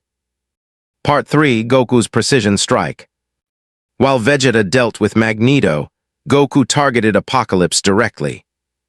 Apocalypse, seeing his primary horseman grounded, raised both of his massive, 20-foot-tall biomechanical arms. The celestial cannons on his shoulders charged rapidly, drawing energy from the central pyramid beam. Insignificant insect, you cannot bypass the design of the Celestials. Apocalypse unleashed a wide dispersion wave of dark matter plasma, covering a 300-yard arc in front of him. Instead of flying around the wave, Goku moved forward using a rapid succession of micro-teleportations, instant transmission executed in short, burst steps. To the naked eye, it appeared as though Goku were existing in 5 places at once, flickering through the dark matter wave without touching a single particle of plasma. What? Apocalypse gritted his teeth, his internal optical sensors scrambling to lock onto Goku's shifting position. Goku materialized directly beneath Apocalypse's massive chin. Here's a lesson from Earth's martial arts, Goku shouted, snapping his right arm upward in a flawless dragon fist uppercut. Crack! Goku's compressed Super Saiyan fist struck Apocalypse's jaw with absolute precision. The physical force bypassed the outer absorption layer of the armor, sending a massive shockwave directly through Apocalypse's internal skull structure. The 20-foot Titan was lifted entirely off his feet, his massive head snapping back as blue mutant blood sprayed from his mouth into the air. Apocalypse crashed backward onto his spine, the sheer weight of his 20-foot frame causing the ground to shake violently. Gohan Trunks now, Goku yelled, landing lightly on his feet. Part 4, Breaking the Perimeter. Gohan and Trunks did not hesitate. Gohan dropped into a low sprint, his white aura tightly wrapped around his body, and charged straight toward Psylocke. As Psylocke swung her golden-pink psychic katana, Gohan leaned his body under the blade, caught her wrist with a gentle movement, and executed a precise judo throw that slammed her into the sand, disarming her psychic weapon without breaking her bones. Cyclops, go! Gohan yelled, holding Psylocke pinned by her wrist. Trunks, meanwhile, engaged Archangel in midair. With his Super Saiyan aura tightly controlled, Trunks parried Archangel's hard light feathers with the flat of his sword, systematically slicing off the mechanical control nodes on Archangel's wings until the techno-organic feathers dissolved back into harmless energy. The path is open, Trunks shouted, bringing his elbow down on Archangel's shoulder to drive him safely to the ground. Cyclops, Jean Grey, and Logan sprinted across the smoking crater toward the open entrance of the obsidian pyramid. Logan sniffed the air as they crossed the threshold into the dark, biomechanical corridor. The air inside here smells like ozone and burnt copper, Scott. The core is right up ahead, but it's guarded. Doesn't matter, Cyclops said, adjusting his visor as his ruby-red optic sent hummed with ready kinetic energy. We disable that central engine, or there won't be a world left to save. Part 5, The Adaptability of the Ancient One. Outside in the crater, the giant form of Apocalypse slowly rose from the ground. His shattered jaw healed in seconds, liquid celestial alloy flowing over the wound like mercury. His pupil-less eyes burned with a dark, terrifying malice. You are clever, Saiyan, Apocalypse rumbled, his deep voice carrying a cold, mechanical resonance.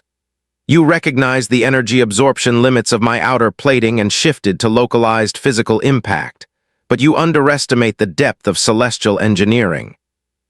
Apocalypse flexed his massive shoulders. The biomechanical armor covering his torso began to reconfigure itself. The absorption conduits shifted inward, locking directly into his cellular structure. My armor does not merely absorb external energy, Apocalypse announced, his body growing even denser as his height condensed back down from 20 feet to a hyperdense, 8-foot battle form. It analyzes the physical frequency of your strikes and rewrites my cellular density to match it. Apocalypse vanished. What? Goku's eyes widened as his Saiyan battle instinct screamed a sudden warning from behind him. Before Goku could turn, Apocalypse materialized behind him, his dense fist thrusting forward with a speed that matched Super Saiyan 2. Thud! Apocalypse's punch slammed squarely into Goku's back. The physical impact was so dense that it shattered the obsidian floor beneath Goku's feet, sending the Saiyan flying across the crater like a cannonball, crashing through 3 stone pillars before skidding to a halt in the dirt. Vegeta's eyes narrowed sharply. He condensed his mass to increase his physical velocity. Apocalypse turned toward Vegeta, his new 8-foot form pulsing with a cold, metallic sheen. Your physical strength is no longer an advantage, Saiyan Prince. My cellular structure has adapted to your impact threshold. Every strike you land from this point onward will feel like hitting an impenetrable wall of neutron star matter. Part 6, Into the Heart of the Machine. Deep inside the obsidian pyramid, Cyclops, Jean Grey, and Logan reached the central chamber. The room was immense, dominated by a towering, translucent crystal column that extended from the floor straight into the roof. Inside the column floated a swirling vortex of golden and crimson energy, the harvested Saiyan Kai and celestial mutagen, spinning at critical velocity. There it is, Logan said, his adamantium claws popping open. The main core. Wait, Jean warned, holding her hands up as her telepathic aura expanded. The core is protected by an automated biopsi field. If we attack it physically, it will immediately trigger the global atmospheric detonation protocol. Cyclops gritted his teeth, looking at the glowing control runes on the surrounding consoles. Then how do we shut it down? I have to interface with it mentally, Jean said, stepping toward the glowing crystal column. I have to use my telepathy to manually override the celestial failsafe codes. Jean, no, Cyclops pleaded, grabbing her arm. Interfacing directly with celestial tech killed 3 telepaths during the mutant wars. The psychic feedback could burn out your brain. Jean turned to Scott, offering a gentle, reassuring smile. I'm not alone, Scott. I have the strength of everyone fighting outside. And I have you, trust me. Jean placed her hands against the surface of the translucent crystal column. Her eyes flared brilliant gold, and her telepathic aura erupted into a magnificent, fiery avian shape, a subtle, faint glimpse of the Phoenix Force stirring within her soul. AAGGGHH! Jean screamed as millions of lines of complex alien code and raw, unrefined Saiyan Kai flooded her mind. Outside in the crater, Apocalypse suddenly froze, clutching his head as his eyes flashed with violent red error lights. What? Someone is accessing the celestial primary core, Apocalypse roared, turning his head toward the pyramid. Your opponent is right here, Goku's voice boomed. Goku stood at the edge of the crater, his orange gi torn, but his spirit burning brighter than ever. He wiped a streak of blood from his lip, a confident, fearless grin breaking across his face. You've got a lot of tricky tech, ancient guy, Goku said, dropping into his combat stance. But a real fighter knows that true strength isn't about adapting your armor, it's about pushing past your limits. Goku began to power up, the golden aura around his body expanding once more into a blinding pillar of light. Deep within the subterranean heart of the floating obsidian pyramid, the air tasted like scorched copper and ionized plasma. The massive, translucent crystal column at the center of the primary chamber thrummed with a low, bone-rattling frequency. Inside the chamber's transparent walls, the harvested Saiyan Kai, Lateral, golden and crimson plasma vortex, spun at critical velocity, threatening to tear its containment matrix apart. Jean Grey stood with both palms pressed firmly against the slick, freezing surface of the celestial core. Her indigo hair whipped wild and weightless around her face, suspended in an anti-gravitational field generated by the surging energy. Her eyes flared solid, blinding gold as her telepathic mind plunged directly into the alien neural network. "AAGGGHH!" Jean screamed, her voice echoing in a dual-toned harmonic frequency throughout the stone chamber. Inside her mind, millions of lines of ancient celestial code, raw mathematical formulas, and the violent, unrefined spiritual fury of Goku and Vegeta's Kai slammed into her consciousness like a cosmic tidal wave. Her capillaries burst in her eyes, tears of blood trickling down her pale cheeks. "Jean," Cyclops shouted, taking a step toward her with his hand hovering frantically over his visor. "Pull back! The feedback is destroying your neural pathways." "Don't touch her, Scott," Logan growled, grabbing Cyclops by his shoulder armor with a heavy, leather-gloved hand. Logan's nostrils flared as he smelled the burning scent of scorched brain tissue and ozone in the room. "If you break her connection now while her mind is fused with that alien engine, her dimog brain will fry instantly.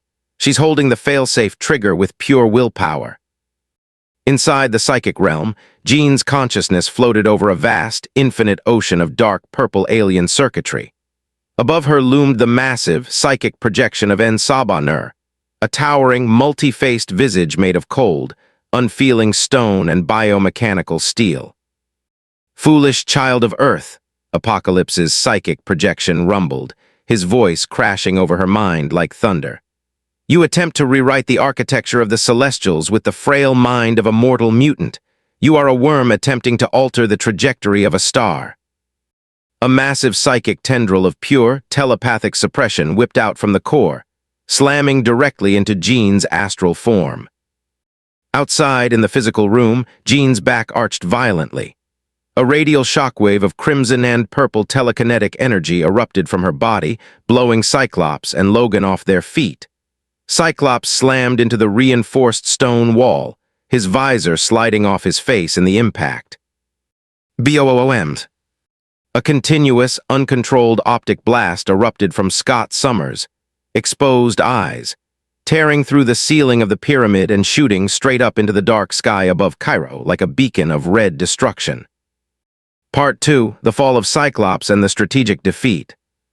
The sudden, catastrophic blast of optic energy blowing through the top of the pyramid illuminated the dark battlefield outside in a brilliant crimson glare. On the crater floor, Son Gohan knocked Psylocke's physical body back with a gentle Kai thrust, his head snapping up toward the pyramid in sudden panic. "Cyclops-san! Jean-san!" Gohan yelled, sensing the sharp, agonizing dip in their energy signatures inside the structure. "The core defense triggered," Future Trunks called out, hovering above the sand as he parried a stray hard light feather from a weakened Archangel. "Gohan-san, the psychic feedback inside that building is spiking to dangerous levels." Before Gohan or Trunks could move toward the pyramid entrance, the air directly in front of them warped violently. Apocalypse, now in his hyperdense, 8-foot battle form, appeared in a flash of spatial displacement. His obsidian blue armor hummed with a dark, terrifying aura. He raised his left arm, extending a cluster of biomechanical tendrils that held a limp, unconscious Cyclops by his neck. Cyclops' visor was shattered, and faint crimson wisps of residual optic energy leaked helplessly from his closed eyelids. "Scott!" Storm cried out from the sky, her atmospheric control wavering as terror struck her heart. Apocalypse hurled Cyclops' broken body across the crater like a sack of trash. Gohan flashed forward using raw speed, catching Cyclops gently in midair before he hit the glass-covered floor. Gohan immediately checked his pulse, his teeth gritted in anger. He's alive, but his nervous system is completely fried by psychic feedback. "One by one, your fragile champions crumble," Apocalypse declared, stepping over the scorched earth. "The telepath attempted to breach my core, but she succeeded only in accelerating the synthesis protocol. The energy harvested from your Saiyan bodies has now fully bonded with the celestial loom." Inside the pyramid, Jean Grey collapsed onto her knees, her consciousness fading fast as the core locked her out. Logan knelt beside her, shielding her limp body with his own frame as electrical arcs danced across the metal floor. Outside, Storm dropped from the sky, her hands trembling as she landed beside Gohan and the unconscious Cyclops. We failed to stop the machine," she whispered, Lu. King up at the towering, pulse of red light emanating from the pyramid apex. "The atmosphere, it's no longer responding to my mutant control, it's being rewritten." The X-Men had been completely neutralized. Cyclops was broken, Jean was psychically incapacitated, Logan was trapped inside the collapsing facility, and Storm's elemental powers were rendered useless against the planetary warp field. The defense of Earth now rested entirely upon the shoulders of the Saiyans. Part 3. The Saiyan Resolve and Vegeta's Fury. Vegeta stood on a high mound of melted granite, his arms crossed tightly over his chest plate. He looked down at the defeated X-Men, then shifted his dark, cold gaze to Apocalypse. A deep, mocking sneer formed on the Saiyan prince's face, though his knuckles whitened as he tightened his fists. "Look at them," Vegeta spat, his voice cutting through the roaring gale-force winds. "Pathetic. They fight with doubt in their hearts. They worry about saving their weak companions, about preserving their frail cities, about holding back their power so they don't break the dirt beneath their feet." Vegeta stepped off the ledge, his boots hovering as he floated down toward Apocalypse. His Super Saiyan 2 aura flared back to life, the bright blue electrical arcs snapping violently against the air, disintegrating the surrounding dust particles instantly. "That is why you mutants fail," Vegeta shouted, his voice echoing across the desert plain like a thunderclap. "You fight to survive. A Saiyan fights for glory. A Saiyan fights to prove he is the absolute apex of existence." Goku walked up beside Vegeta, wiping a smudge of blood from his jawline with the back of his wrist. His Super Saiyan hair flickered, his expression completely devoid of his usual playful nature. "Vegeta's right about one thing, ancient guy," Goku said quietly, his voice dropping to a low, lethal register. "You've been calling yourself a god ever since we landed on this planet. You talk about evolution, mutation, and the strong ruling the weak, but you don't care about strength. You're just a coward hiding behind alien machines because you're terrified of what happens when someone stronger comes along." Apocalypse's pupil-less eyes flared with a dark, murderous purple light. His jaw tightened as the biomechanical conduits on his shoulders began to hiss with extreme internal pressure. "Coward, I am En Sabanur. I have walked this earth for 5,000 years. Empires have risen and crumbled at my feet. I am the architect of the future." "You're just a thief," Goku corrected, taking a low combat stance. "And your stolen time is up." Part 4. The Awakening of the Ultra Mutant.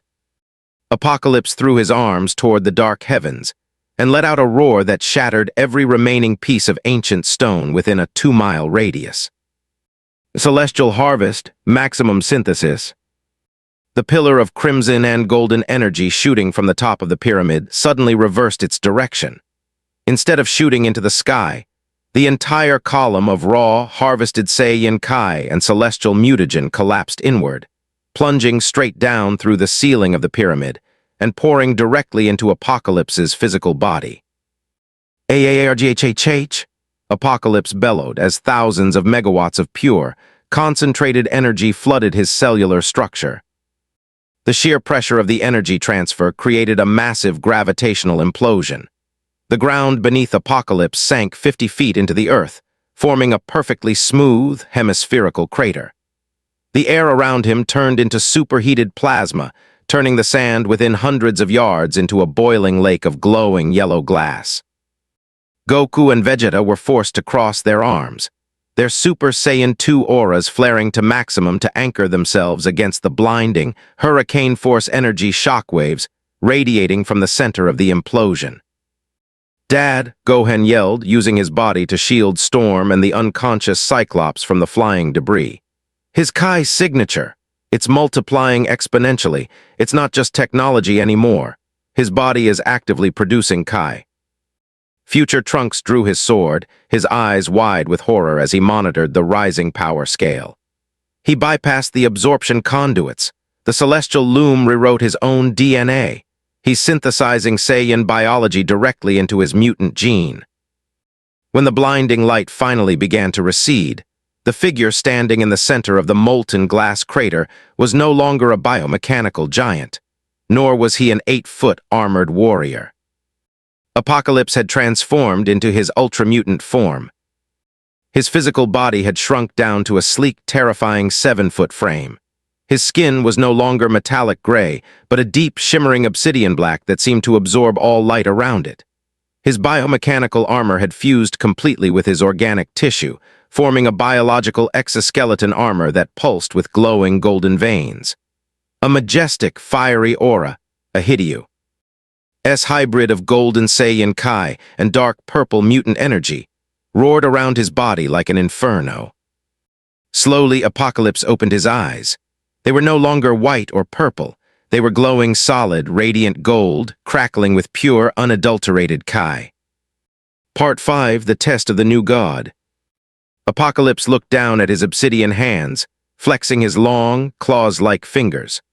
A small, dense sphere of golden-purple Kai materialized over his palm, hovering silently without leaking a single watt of wasted energy. Perfection, Apocalypse whispered. His voice was no longer booming or mechanical. It was smooth, cold, and layered with a terrifying cosmic resonance. No machinery, no absorption conduits. My cells have evolved. I am no longer merely a user of celestial technology. I am the evolution. Before Goku or Vegeta could react, Apocalypse vanished. There was no sonic boom. There was no displaced wind. He simply ceased to exist in his previous location and appeared directly between Goku and Vegeta.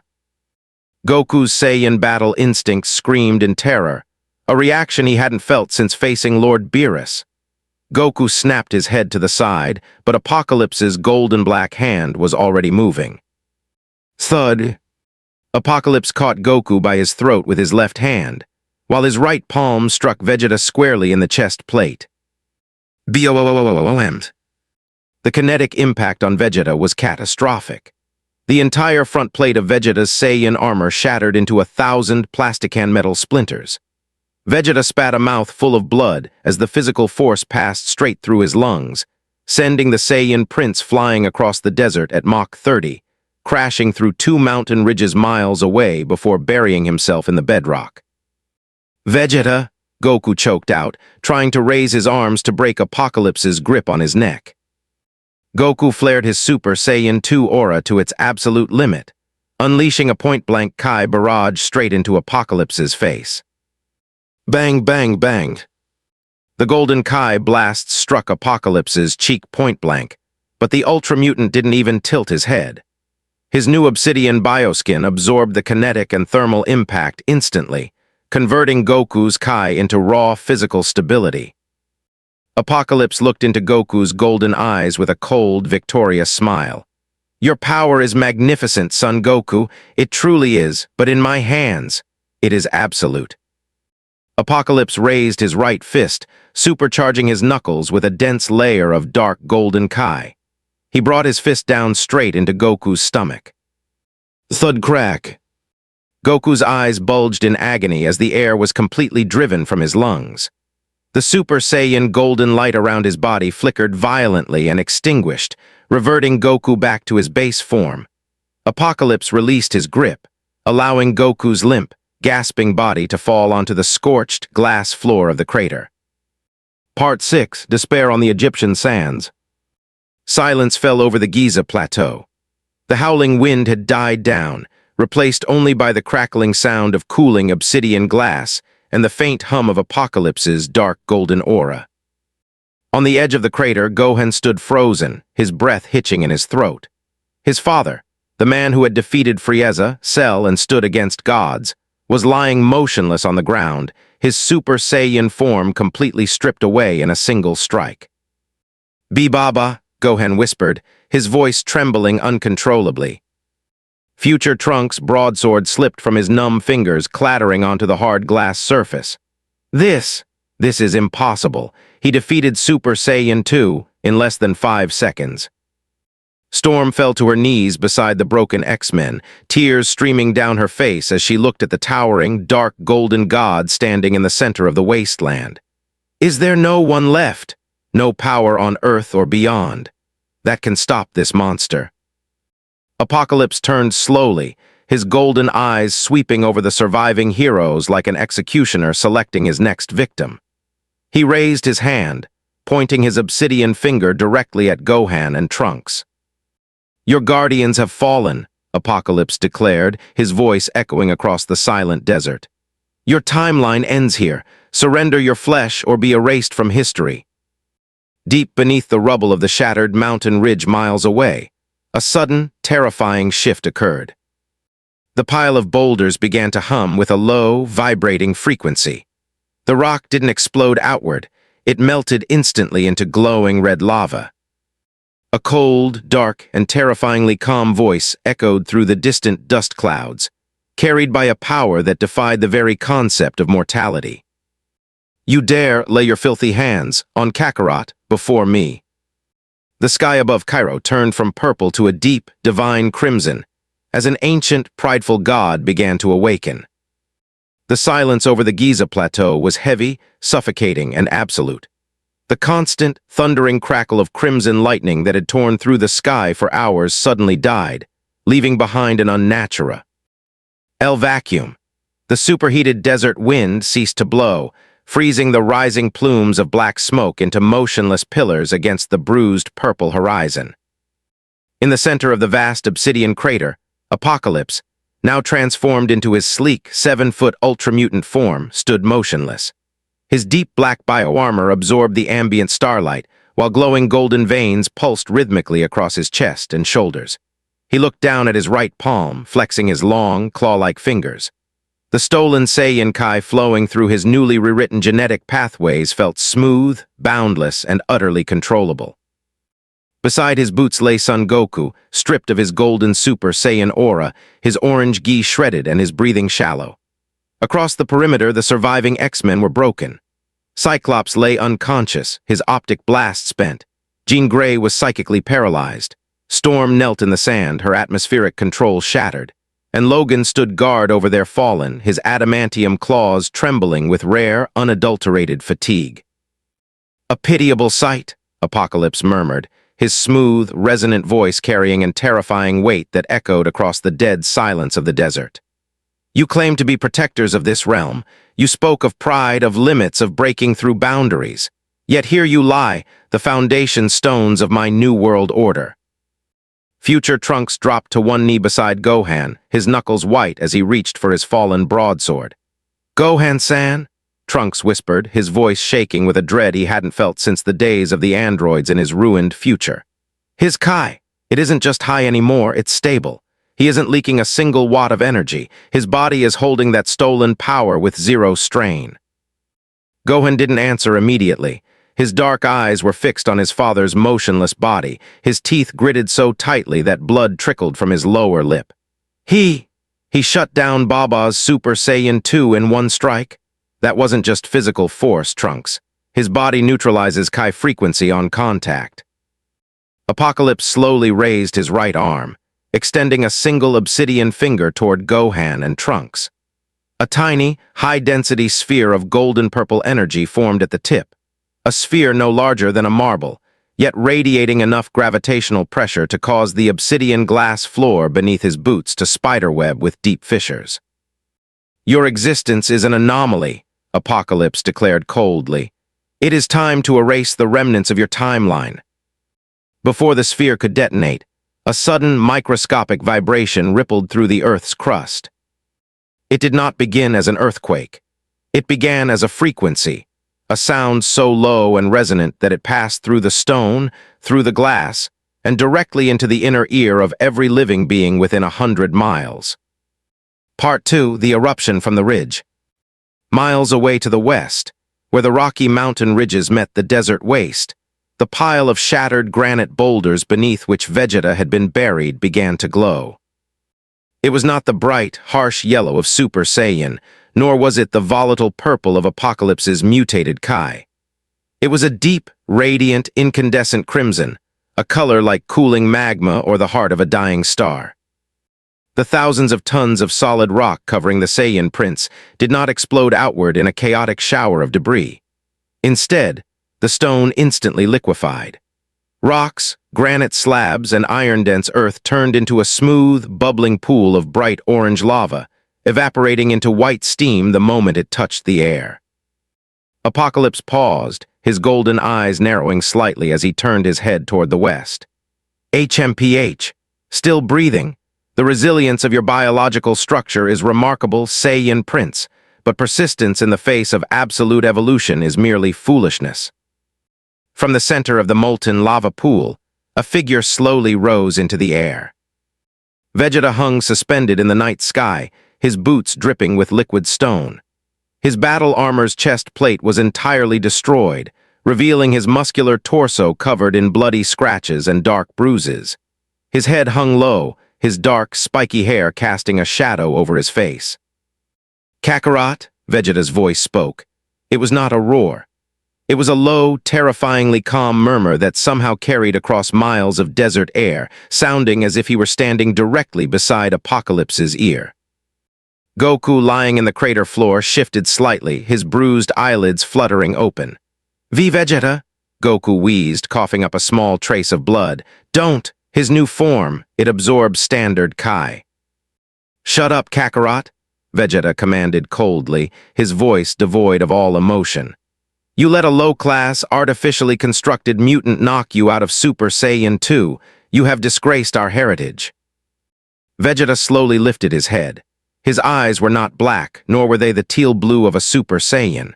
They were glowing, sharp, and solid crimson, radiating an aura of absolute, unyielding authority. "He called himself a god," Vegeta continued, his arms uncrossing as he dropped them to his sides. "He took our energy, mixed it with his rusted alien metal, and thought he had reached the apex of existence." Vegeta stepped forward through the air. With every step he took, a visible shockwave of crimson light expanded outward from his feet, turning the dark purple night sky above Cairo into a brilliant, blood-red canopy. Part 3. The Arrival of Super Saiyan God. "What is this energy?" Storm gasped, leaning against a fallen stone pillar as she looked up at the sky. "The atmospheric pressure, it isn't rising, it's disappearing, the air feels divine." I can't feel his Kai," Future Trunks yelled in sheer disbelief, holding his head as he tried to sense Vegeta's power. "Where did it go? His Kai signature vanished entirely." "It didn't vanish, Trunks," Gohan said, his eyes wide with awe as he recognized the transformation. "It elevated beyond mortal perception. He's using God Kai." Vegeta descended from the sky, landing silently on the edge of the crater 20 yards from Apocalypse. His physical frame had changed. He no longer possessed the bulky, flared muscle mass of Super Saiyan 2. His body appeared leaner, sleek, and refined. His spiky hair had turned a vivid, glowing magenta crimson, matches the color of his shining red eyes. A calm, flame-like aura of pure crimson and gold fire hovered around his body, not roaring violently like a standard Super Saiyan aura, but flowing smoothly like liquid sunlight. Super Saiyan God Vegeta had arrived. Apocalypse stared at Vegeta, his internal cellular sensors working furiously to process the transformation. For the first time since his rebirth, his ancient celestial diagnostic arrays returned a blank error code. Warning, energy frequency unidentified. Quantum density, overflow. Target Ki spectrum, NON material. "You changed your color," Apocalypse said, his smooth voice darkening slightly, though his posture remained arrogant. "You altered your hair and reduced your physical muscle density. Do you truly believe a cosmetic shift in your biological state will bypass the absolute synthesis of my cellular structure?" Vegeta looked at Apocalypse, his red eyes completely devoid of anger. There was only a cold, terrifying detachment, the gaze of a true deity looking down upon a mortal insect that had dared to step out of line. "A mutant who stole a fraction of mortal Kai," Vegeta said softly, raising his right hand, his palm open and relaxed. "You speak so much of evolution, yet you cannot even sense the presence of divine power standing before you." Arrogant worm, Apocalypse snarled, his composure breaking for a fraction of a second. Apocalypse vanished using his maximum physical speed, appearing directly in front of Vegeta's face, his right fist supercharged with dark golden-purple Kai, aimed straight for Vegeta's forehead. Part 4, the flawless defense. The punch from the Ultra Mutant carried enough physical mass to flatten a continent. The kinetic pressure wave preceding his fist caused the ground behind Vegeta to split open in a 3-mile-long trench. Vegeta did not dodge. He did not raise a Kai shield. He simply tilted his head to the left by 3 millimeters. Swish! Apocalypse's massive, golden-black fist shot past Vegeta's ear, missing his skin by the breadth of a single hair. The sonic boom generated by the strike blew past Vegeta, tearing up the desert miles behind him, but Vegeta's crimson hair barely ruffled in the wind. Apocalypse's golden eyes widened in genuine shock. His internal reaction speed, boosted to light speed limits by his celestial pathways, demanded an immediate follow-up. He snapped his left elbow inward in a horizontal strike aimed at Vegeta's throat. Vegeta didn't even raise his arm. He leaned his torso back slightly, the razor-sharp edge of Apocalypse's elbow grazing the air an inch above his chest. Impossible, Apocalypse roared, unleashing an blinding, thousand-punch flurry of high-speed strikes. His fists moved like black lightning, covering every inch of Vegeta's upper body in a storm of kinetic destruction. Swish, swish, swish, swish. Vegeta moved like a leaf floating upon a violent gale.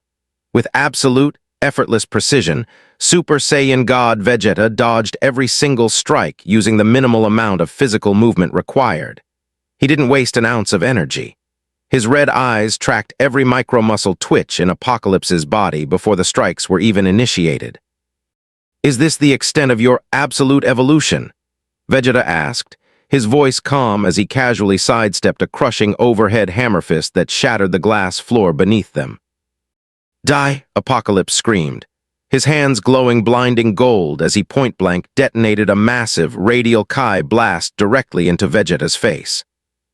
BOOM! A pillar of golden-purple fire engulfed both fighters, shooting 5,000 feet into the night sky. The thermal heat turned the surrounding crater into a lake of bubbling white-hot magma. Inside the center of the fiery hell, the smoke cleared.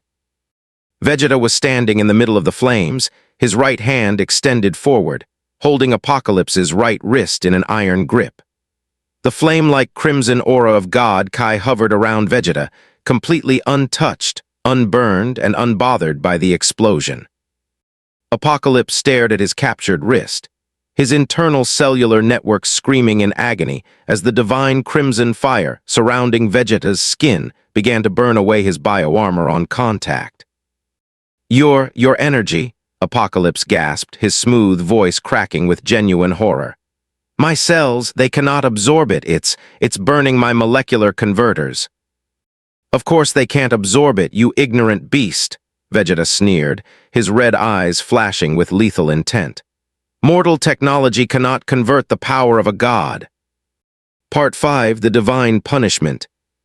Vegeta tightened his grip on Apocalypse's wrist. Crack thud. The reinforced obsidian-black biobone in Apocalypse's arm shattered under Vegeta's divine physical grip. Blue, glowing mutant blood spurted from the fractured arm, evaporating instantly into purple steam as it touched Vegeta's crimson aura. "AAGGGHH," Apocalypse screamed, a sound of genuine physical agony he hadn't uttered in 5,000 years. Vegeta didn't let go. He pulled Apocalypse forward, driving a heavy right knee straight into the Ultra Mutant's abdomen. Thud boom! The strike was infused with Super Saiyan God Kai. The physical impact bypassed Apocalypse's cellular density entirely, sending a shockwave of divine energy straight through his internal organs. Apocalypse's golden eyes bulged, his back arching as the rear section of his exoskeleton armor shattered outward in a spray of blood and broken metal. Vegeta released his wrist and delivered a lightning-fast, spinning back kick straight into Apocalypse's face. Banged! Apocalypse shot across the lake of magma like a stone skipped over water, crashing through the outer walls of his own obsidian pyramid, plowing through dozens of biomechanical laboratories inside before slamming into the central power column at the heart of the facility. The entire pyramid shuddered violently, its hovering stabilization fields failing as it tilted 20 degrees to the side, raining heavy stone and metal blocks onto the desert floor below. Inside the central chamber, Apocalypse lay embedded in the cracked crystal matrix of his core. His left arm hung uselessly at his side, his face covered in blue blood, his golden eyes flashing erratically as his cellular regeneration struggled to repair the divine damage inflicted by Vegeta's strikes. "No," Apocalypse rasped, coughing up blue fluid as he forced himself to stand. "I am En Sabanur. I am the first. I cannot be defeated by an alien, a mortal." Part 6, The Unlocking of the Phoenix. While Apocalypse struggled inside the dying pyramid, Jean Grey, lying on the sand outside supported by Logan, suddenly gasped for air. Her mind, previously crushed by the psychic feedback of the celestial core, was suddenly liberated as Vegeta's divine strike severed Apocalypse's telepathic link to the ship's primary computer. Jean's eyes snapped open. They were no longer gold, nor were they their natural green. They were a brilliant, terrifying, blazing avian crimson, a flame that dwarfed even the dark sky above. "Jean," Logan yelled, stepping back as the air temperature around her rose by thousands of degrees in a split second.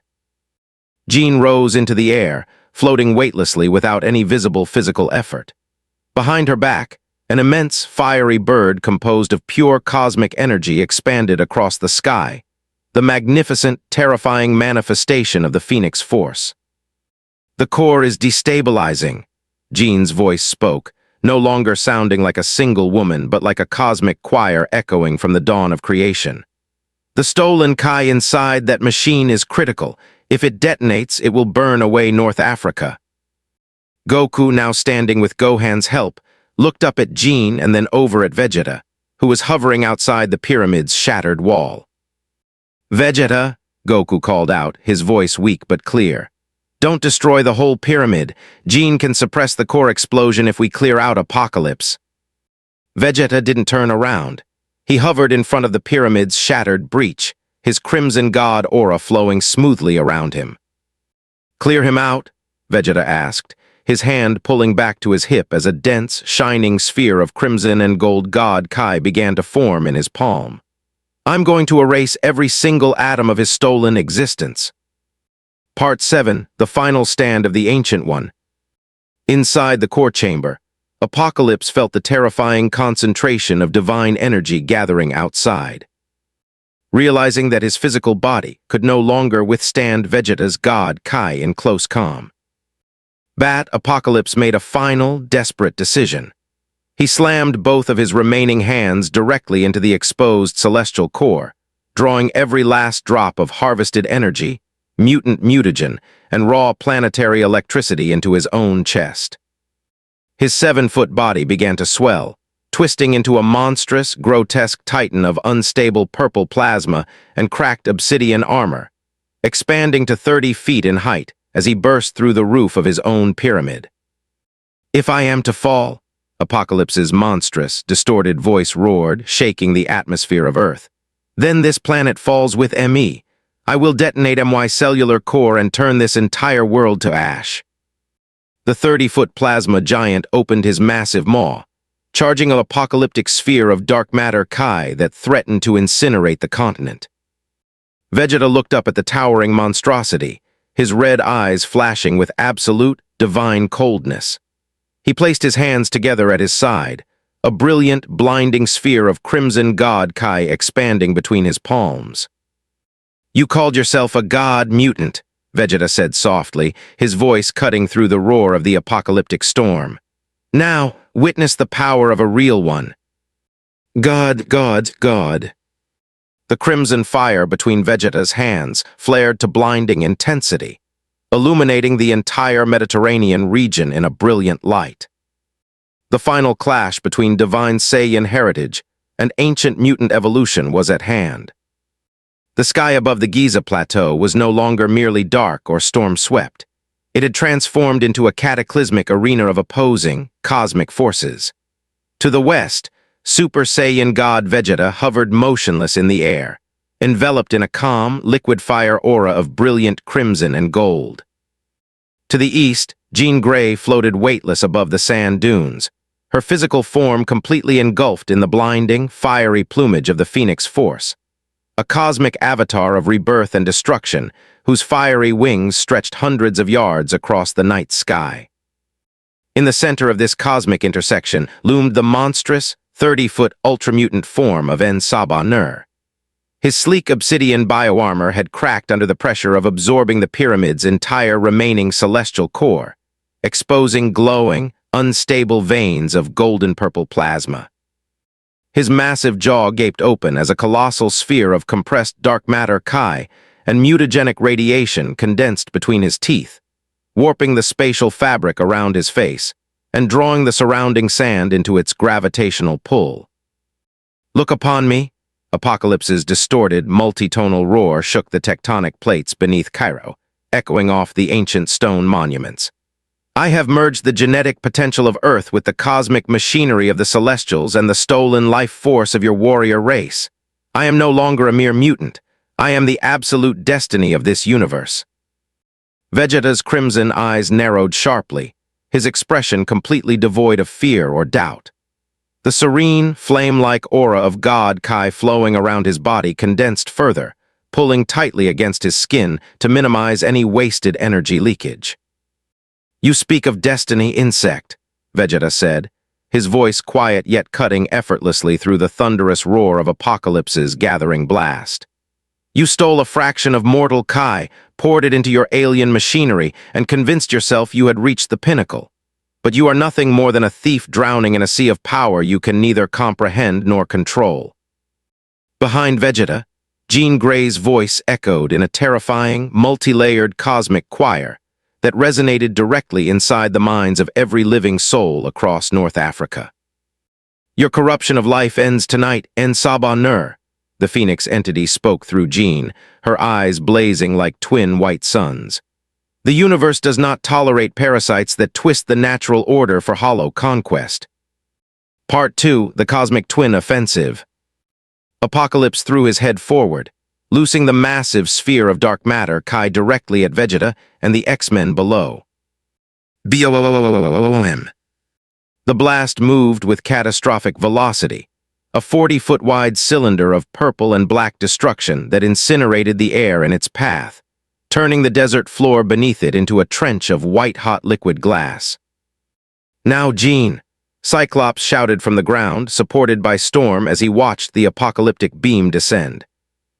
Jean Grey raised both hands, her fiery phoenix wings snapping forward in a sweeping arc. A colossal wave of cosmic flame, pure primordial psychic fire, erupted from her body, intercepting the left flank of Apocalypse's dark matter beam.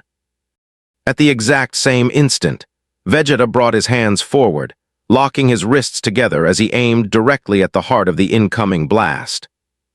"God, final flash," Vegeta shouted.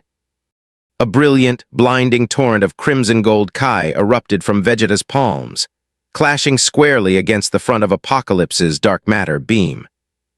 Thunder crash. The resulting Calisio. Between the God final flash, the Phoenix fire, and Apocalypse's celestial dark matter beam produced a spatial shockwave so violent that the floating obsidian pyramid shattered into millions of falling stone and alloy fragments. The shockwave swept across the desert, instantly blowing away the remaining storm clouds and revealing the clear, star-filled void of space above. Inside the center of the beam clash, Apocalypse's dark matter energy began to buckle. The divine frequency of Vegeta's God Kai, combined with the absolute matter-disrupting properties of the Phoenix Force, began to burn through Apocalypse's attack at an incredible speed. "Impossible," Apocalypse roared internally, his golden eyes widening in sheer disbelief as his internal cellular diagnostic arrays collapsed. "My energy output is equivalent to a solar flare. How can their power bypass my celestial converters?" "Because your power is stolen," Vegeta's voice echoed from within the crimson beam, and stolen power will never overcome a true warrior's pride. Part 3. The Shattering of the Ultra Mutant.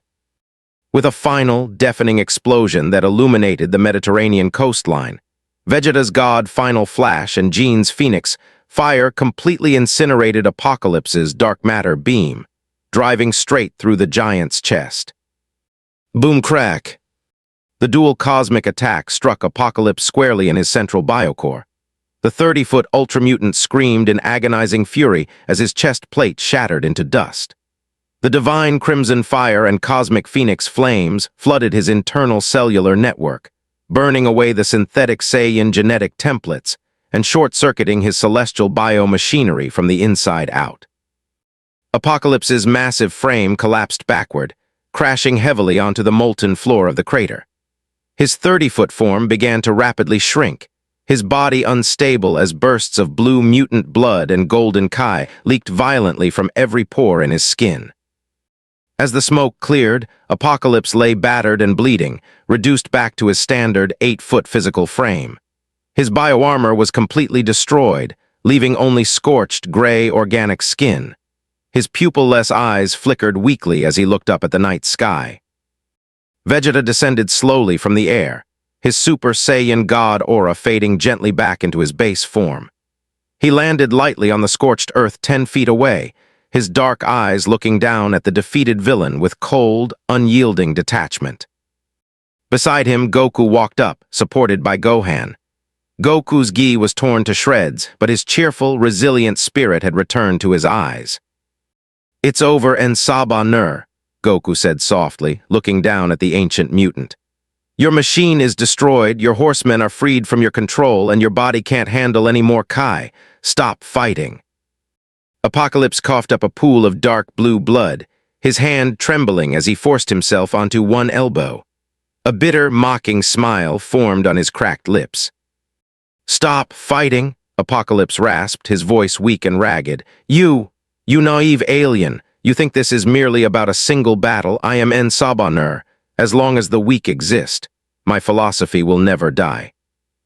Part 4. The Ultimate Ultra Instinct Awakening. Suddenly, a dark, volatile crimson glow erupted from the shattered remnants of the celestial core, buried beneath the rubble behind Apocalypse. The core's automated failsafe protocol, triggered by the total destruction of the primary vessel, activated its final sequence. The remaining concentrated Saiyan Kai and celestial mutagen inside the wreckage condensed into a volatile, supercritical sphere of antimatter, expanding rapidly toward critical mass. "Sensors warning," Future Trunks yelled, pointing at the glowing core. "It's going to detonate. The spatial energy inside that core is enough to wipe out the entire African continent." Jean Grey landed beside Cyclops, her phoenix aura flickering out as the immense strain of her cosmic output took its toll on her physical body. I can't hold a force field that large," Jean gasped, collapsing into Cyclops' arms. "My psychic energy is spent." "Everyone get behind me," Gohan ordered, stepping forward and flaring his white aura to its absolute maximum to build a barrier. "No, Gohan," Goku said gently, stepping past his son. Goku took 3 calm steps toward the expanding, supercritical core. He closed his eyes. His breathing slowed to an absolute standstill. The surrounding chaos, the crackling electrical arcs, the screaming wind, the panic of the X-Men, faded away into complete silence inside his mind. "Dad," Gohan asked, pausing. Vegeta watched Goku closely, his eyes narrowing. "Kakarot, don't tell me." Goku opened his eyes. They were no longer black, nor were they golden or crimson. They were a brilliant, shimmering silver-white, clear as polished glass and deep as the cosmos itself. A shimmering, heatless aura of silver and blue light erupted his body, flowing like liquid moonlight. Ultra instinct signs Son Goku had awakened. Part 5. The Silver Light of Absolute Defense. Without making a sound, Goku moved. His body did not rely on conscious thought or tactical calculation. Every muscle, every cell, and every nerve reacted instinctively to the danger. To the X-Men, Goku didn't travel across the ground. He simply existed at the center of the expanding supercritical core. Goku held out his right palm toward the roaring sphere of antimatter and unstable Kai. The supercritical sphere, expanding at light speed and capable of leveling continents, struck Goku's silver aura. But instead of exploding, the volatile energy froze in place. The silver aura surrounding Goku's body began to vibrate at a frequency of absolute tranquility, neutralizing the kinetic and energetic oscillations of the antimatter core on contact. His body is moving on its own, Logan whispered, his adamantium claws retracting in sheer awe as he stared at Goku's silver eyes. He isn't even looking at the explosion. His reflexes are reacting before his brain can even process the threat. Goku slowly closed his fist. Flash. The massive, continent-destroying antimatter core imploded inward, collapsing into a microscopic speck of harmless light before completely dissolving into nothingness inside Goku's palm. Silence returned to the Giza Plateau once more. Goku turned around slowly, his silver eyes locking onto Apocalypse, who was staring at the Saiyan in absolute paralyzed horror. That energy? Apocalypse stammered, his ancient mind failing to comprehend the state of absolute mastery standing before him. What kind of god are you? Goku's silver aura flared gently before fading away, his eyes returning to their natural black hue as he let out a soft breath. I'm not a god, Goku said with a warm, humble smile. I'm just a Saiyan from Earth who keeps training to protect his friends. Part 6, The Unraveling of the Ancient Order. With the destruction of the celestial core and the total neutralization of the mutagenic energy, the dark purple sky above Cairo finally cleared. The morning sun began to peek over the eastern horizon, casting a warm, golden light across the ancient pyramids and the scorched desert floor. The four horsemen, Magneto, Archangel, Psylocke, and Famine, staggered out from the surrounding rubble as the dark biotechnological control lingering in their minds evaporated. Magneto looked down at his gauntlets, the golden-red Kai aura completely gone, leaving behind only his natural, familiar control over metal. He looked at Cyclops and Jean, then turned his gaze toward Vegeta and Goku. You defeated En Sabah, Magneto said quietly, his voice raspy but regal. You possess the power to rule this world as absolute monarchs, yet you chose to defend it. Vegeta crossed his arms, turning his face away with a disdainful huff. Don't speak foolishness, old man. We have no interest in ruling a rock filled with weaklings. We came here to fix a mistake, nothing more. Cyclops stepped forward, extending his hand toward Goku. We owe you our lives, son Goku. If you and your friends hadn't arrived, Earth would have been transformed into Apocalypse's playground. Goku shook Cyclops' hand with a cheerful grin. Don't mention it, Scott. You guys fought really hard too. That Phoenix Fire Lady and your optic blast were awesome. Part 7, The Beacon Home. From the eastern sky, a small, silver capsule-shaped vessel descended smoothly toward the crater floor, its thrusters humming softly. The hatch opened, and Future Trunks let out a sigh of relief as he recognized the logo on the side of the vessel, Capsule Corp.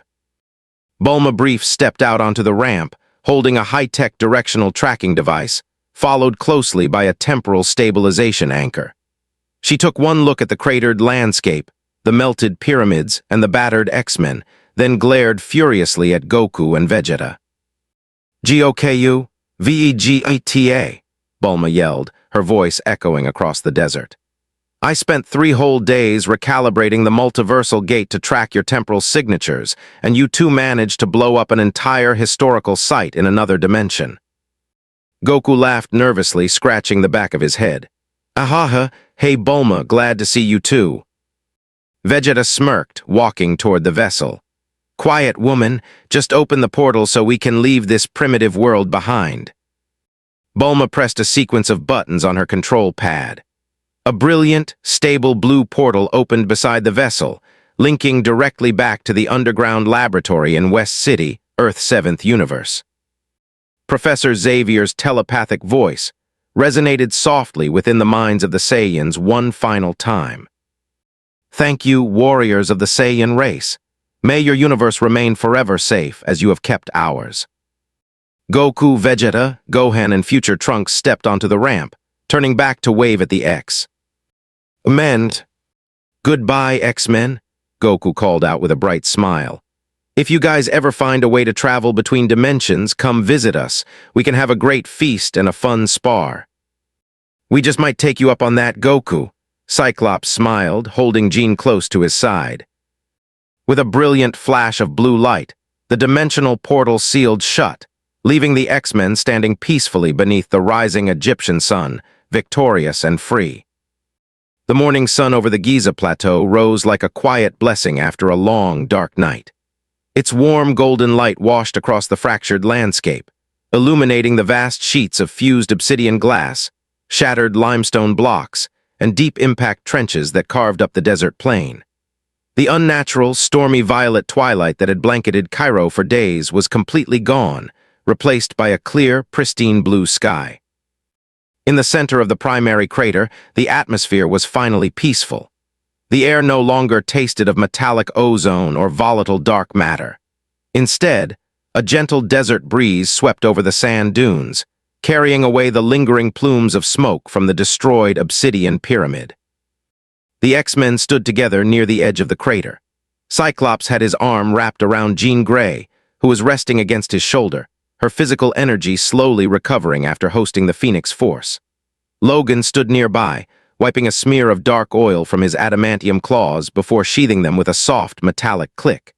Storm stood beside Professor Xavier's hoverchair, which had just arrived via an auxiliary transport jet along with medical supplies for the wounded. Across from them stood the four horsemen, Eric Laneshare, Magneto, Warren Worthington III Archangel, Betsy Braddock, Psylocke, and Famine. Deprived of Apocalypse's corruptive celestial influence and the forced Kai enhancements, their minds were once again their own.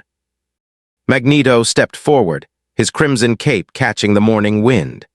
He looked down at the battered, motionless form of En-Sabah-Nur, now nothing more than a frail, defeated gray-skinned mutant lying unconscious in the sand, stripped of his cosmic machinery and stolen godhood. "The first one has fallen," Magneto spoke, his voice deep and measured, resonating with a quiet authority. For thousands of years, he preached that only the strong possessed the right to exist. Yet in the end, he was broken not by an evolution of his own grand design, but by the very spirit of those he sought to enslave. Professor Xavier looked up at his longtime friend and adversary. "And what of you, Eric? Will you continue to seek power through total conquest, or have you seen where the path of absolute dominion leads?" Magneto turned his gaze toward the four Saiyans standing nearby. He looked at Vegeta, whose quiet, unyielding presence remained as sharp as a drawn blade even in his base form. Magneto closed his eyes briefly and let out a soft, rare exhale. "Power without purpose is merely destruction, Charles. Today I witnessed beings who possess the strength to shatter worlds, yet they choose to stand as guardians. It is a lesson, even I cannot ignore." Part 2, The Farewell of Champions. Beside the newly opened, shimmering blue dimensional portal generated by Bulma's transport vessel, Son Goku stood stretching his arms behind his head. His orange gi was severely tattered, and his body bore the scratches and bruises of a fierce battle, but his face beamed with his trademark, broad grin. "Man, that was one crazy adventure," Goku chuckled, walking over to Cyclops and extending a hand. "I gotta admit, Scott, when we first landed here and you fired that red beam at Vegeta, I thought we were in for a real mess. But you guys are amazing fighters. Your team spirit is top-notch." Scott Summers accepted Goku's handshake with a firm, respectful grip. A warm smile broke across Cyclops' usually stern face. "We wouldn't have survived the night without you, Goku. You, Vegeta, Gohan, and Trunks showed us what it truly means to fight without giving up, no matter how impossible the odds seem. On behalf of the X-Men and Earth 616, thank you." Gohan stepped up beside his father, bowing respectfully to Jean Grey and Storm. "It was an honor fighting alongside all of you. Jean-san, the way you handled that cosmic fire to suppress the core. It was incredible. Please take care of yourself." Jean smiled softly, her eyes glowing with a gentle, natural green hue. "Thank you, Gohan. You have a kind heart and a powerful spirit. If our universes ever cross paths again, I hope it's under much more peaceful circumstances." Future Trunks rested his hand on the hilt of his broadsword, nodding toward Logan. "Keep those claws sharp, Wolverine." Logan let out a low grumble that turned into a smirk, pulling a fresh cigar from his jacket pocket. "Keep your sword ready, kid, and tell your mum back home she builds one hell of a dimensional door." Vegeta stood at the top of the ship's ramp, high. His arms crossed tightly over his chest plate. He didn't join in the friendly handshakes, but his dark eyes swept over the X-Men with a rare, quiet nod of approval. "HMPH," Vegeta muttered, looking directly at Magneto. "Old man, don't let your skills rust. If I ever decide to visit this dimension again, I expect you to have mastered your own power properly." Magneto offered a faint, respectful incline of his head. "And I shall be waiting, Prince of Saiyans." Part 3, the ultimate Kamehameha and erasure of the past. "All right, everyone, step inside," Bulma called out from the pilot seat of the Capsule Corp vessel. "The temporal bridge is fully locked on Universe 7's spatial frequency. If we don't cross in 3 minutes, the temporal anchors will collapse and we'll be stuck in mid-space." "Right," Goku called back. He took 3 steps onto the ramp, then suddenly paused. Goku turned back to look at the crater floor where the shattered, biomechanical remnants of Apocalypse's pyramid and the dormant body of En-Sabah still lay. "Wait a second, Bulma," Goku said softly, his playful demeanor instantly vanishing as a serious, focused look took over his face. Goku stepped back down onto the Egyptian sand. He looked at Cyclops, Xavier, and Magneto. "If any piece of that alien technology or those genetic siphon arrays remain on this planet, someone else might try to rebuild it," Goku explained. "We need to make sure that dark power is erased completely so it can never hurt anyone again." Vegeta sneered from the ramp but didn't object. "For once, Kakarot, you make sense. Do it quickly." Goku dropped into a low, solid horse-riding stance. He cupped his hands together at his right hip. Deep within his spirit, the lingering embers of his Super Saiyan God, and Ultra Instinct energies resonated in harmony. A soft, brilliant white and blue sphere of pure, concentrated Kai began to form between his palms, illuminating the entire Giza Plateau in a radiant, divine light. "Ka," Goku began, his voice echoing across the desert like a calm, swelling tide. The air around his hands began to hum with a pristine, harmonic frequency. The sand beneath his boots did not explode. It floated weightlessly in an anti-gravitational draft. "Let me." Cyclops, Logan, Storm, and Jean watched in complete awe. They had seen Goku fight, dodge, and power up, but witnessing him charge his signature technique from a state of total tranquility was mesmerizing. The sphere of Kai grew denser, condensing into a point of light as bright as a miniature star. "Let me." Goku opened his eyes, his dark pupils reflecting the pure, unblemished light of his life force. Goku thrust his palms forward. A magnificent, crystal-clear pillar of pure blue and white Kai erupted from his hands, shooting across the crater floor. The beam did not cause a violent, destructive explosion. Instead, it washed over the remains of Apocalypse's pyramid, the biomechanical conduits, and the ancient celestial wreckage like a wave of pure cleansing fire. At a molecular level, every single piece of alien technology, every trace of harvested Kai DNA, and every corrupted biochamber was instantly vaporized into harmless, microscopic stardust. The divine beam shot straight up into the upper atmosphere, clearing away the last lingering remnants of the global energy haze before fading peacefully into the morning sky.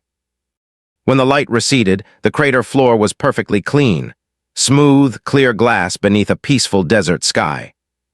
Part 4, returning to the 7th universe. "Whoa," Logan whispered, taking a long drag from his cigar as he looked at the completely sterilized impact zone.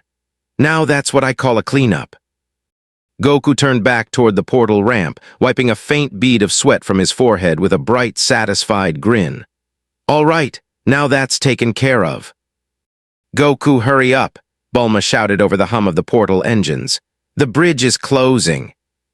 Coming, Bulma, Goku yelled. Goku, Gohan, Trunks, and Vegeta stepped through the threshold of the transport vessel.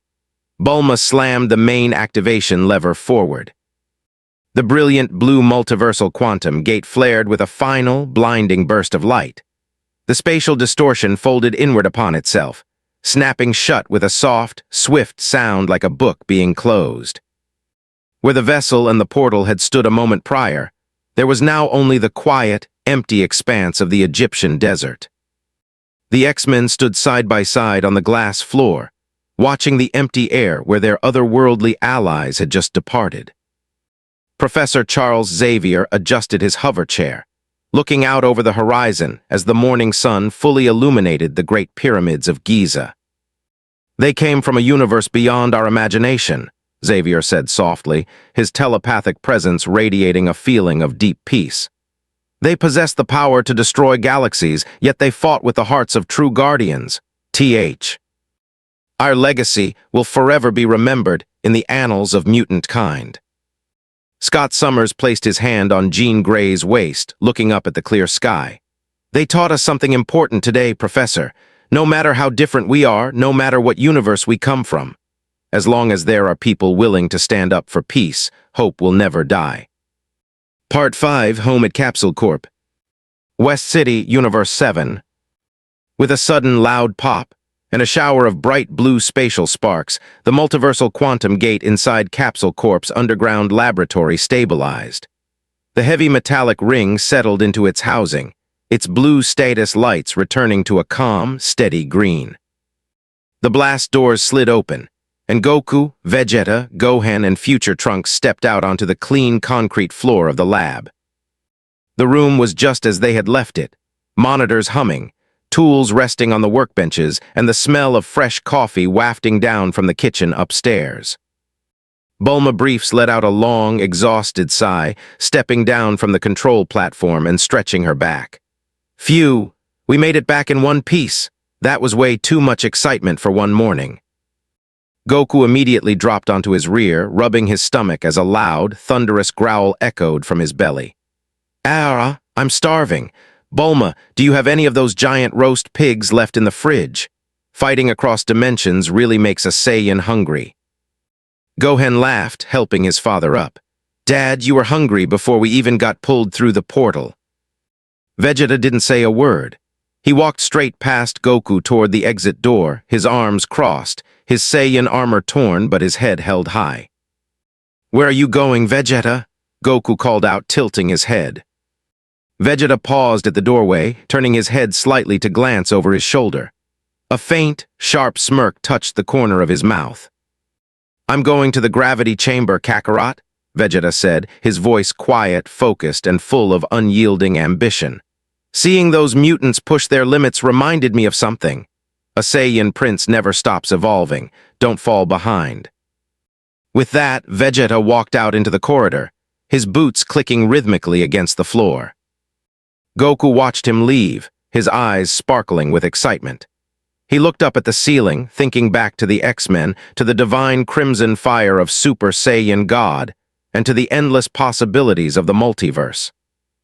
"Yeah," Goku smiled, clenching his fist with renewed passion. "The universe is a really big place, and there are still so many strong guys out there to fight." The sun shone brightly over West City, bringing a peaceful conclusion to an epic multiversal saga, a testament to the unbreakable bond between Saiyan pride, mutant willpower, and the eternal fight for Earth's salvation. End arrow the end.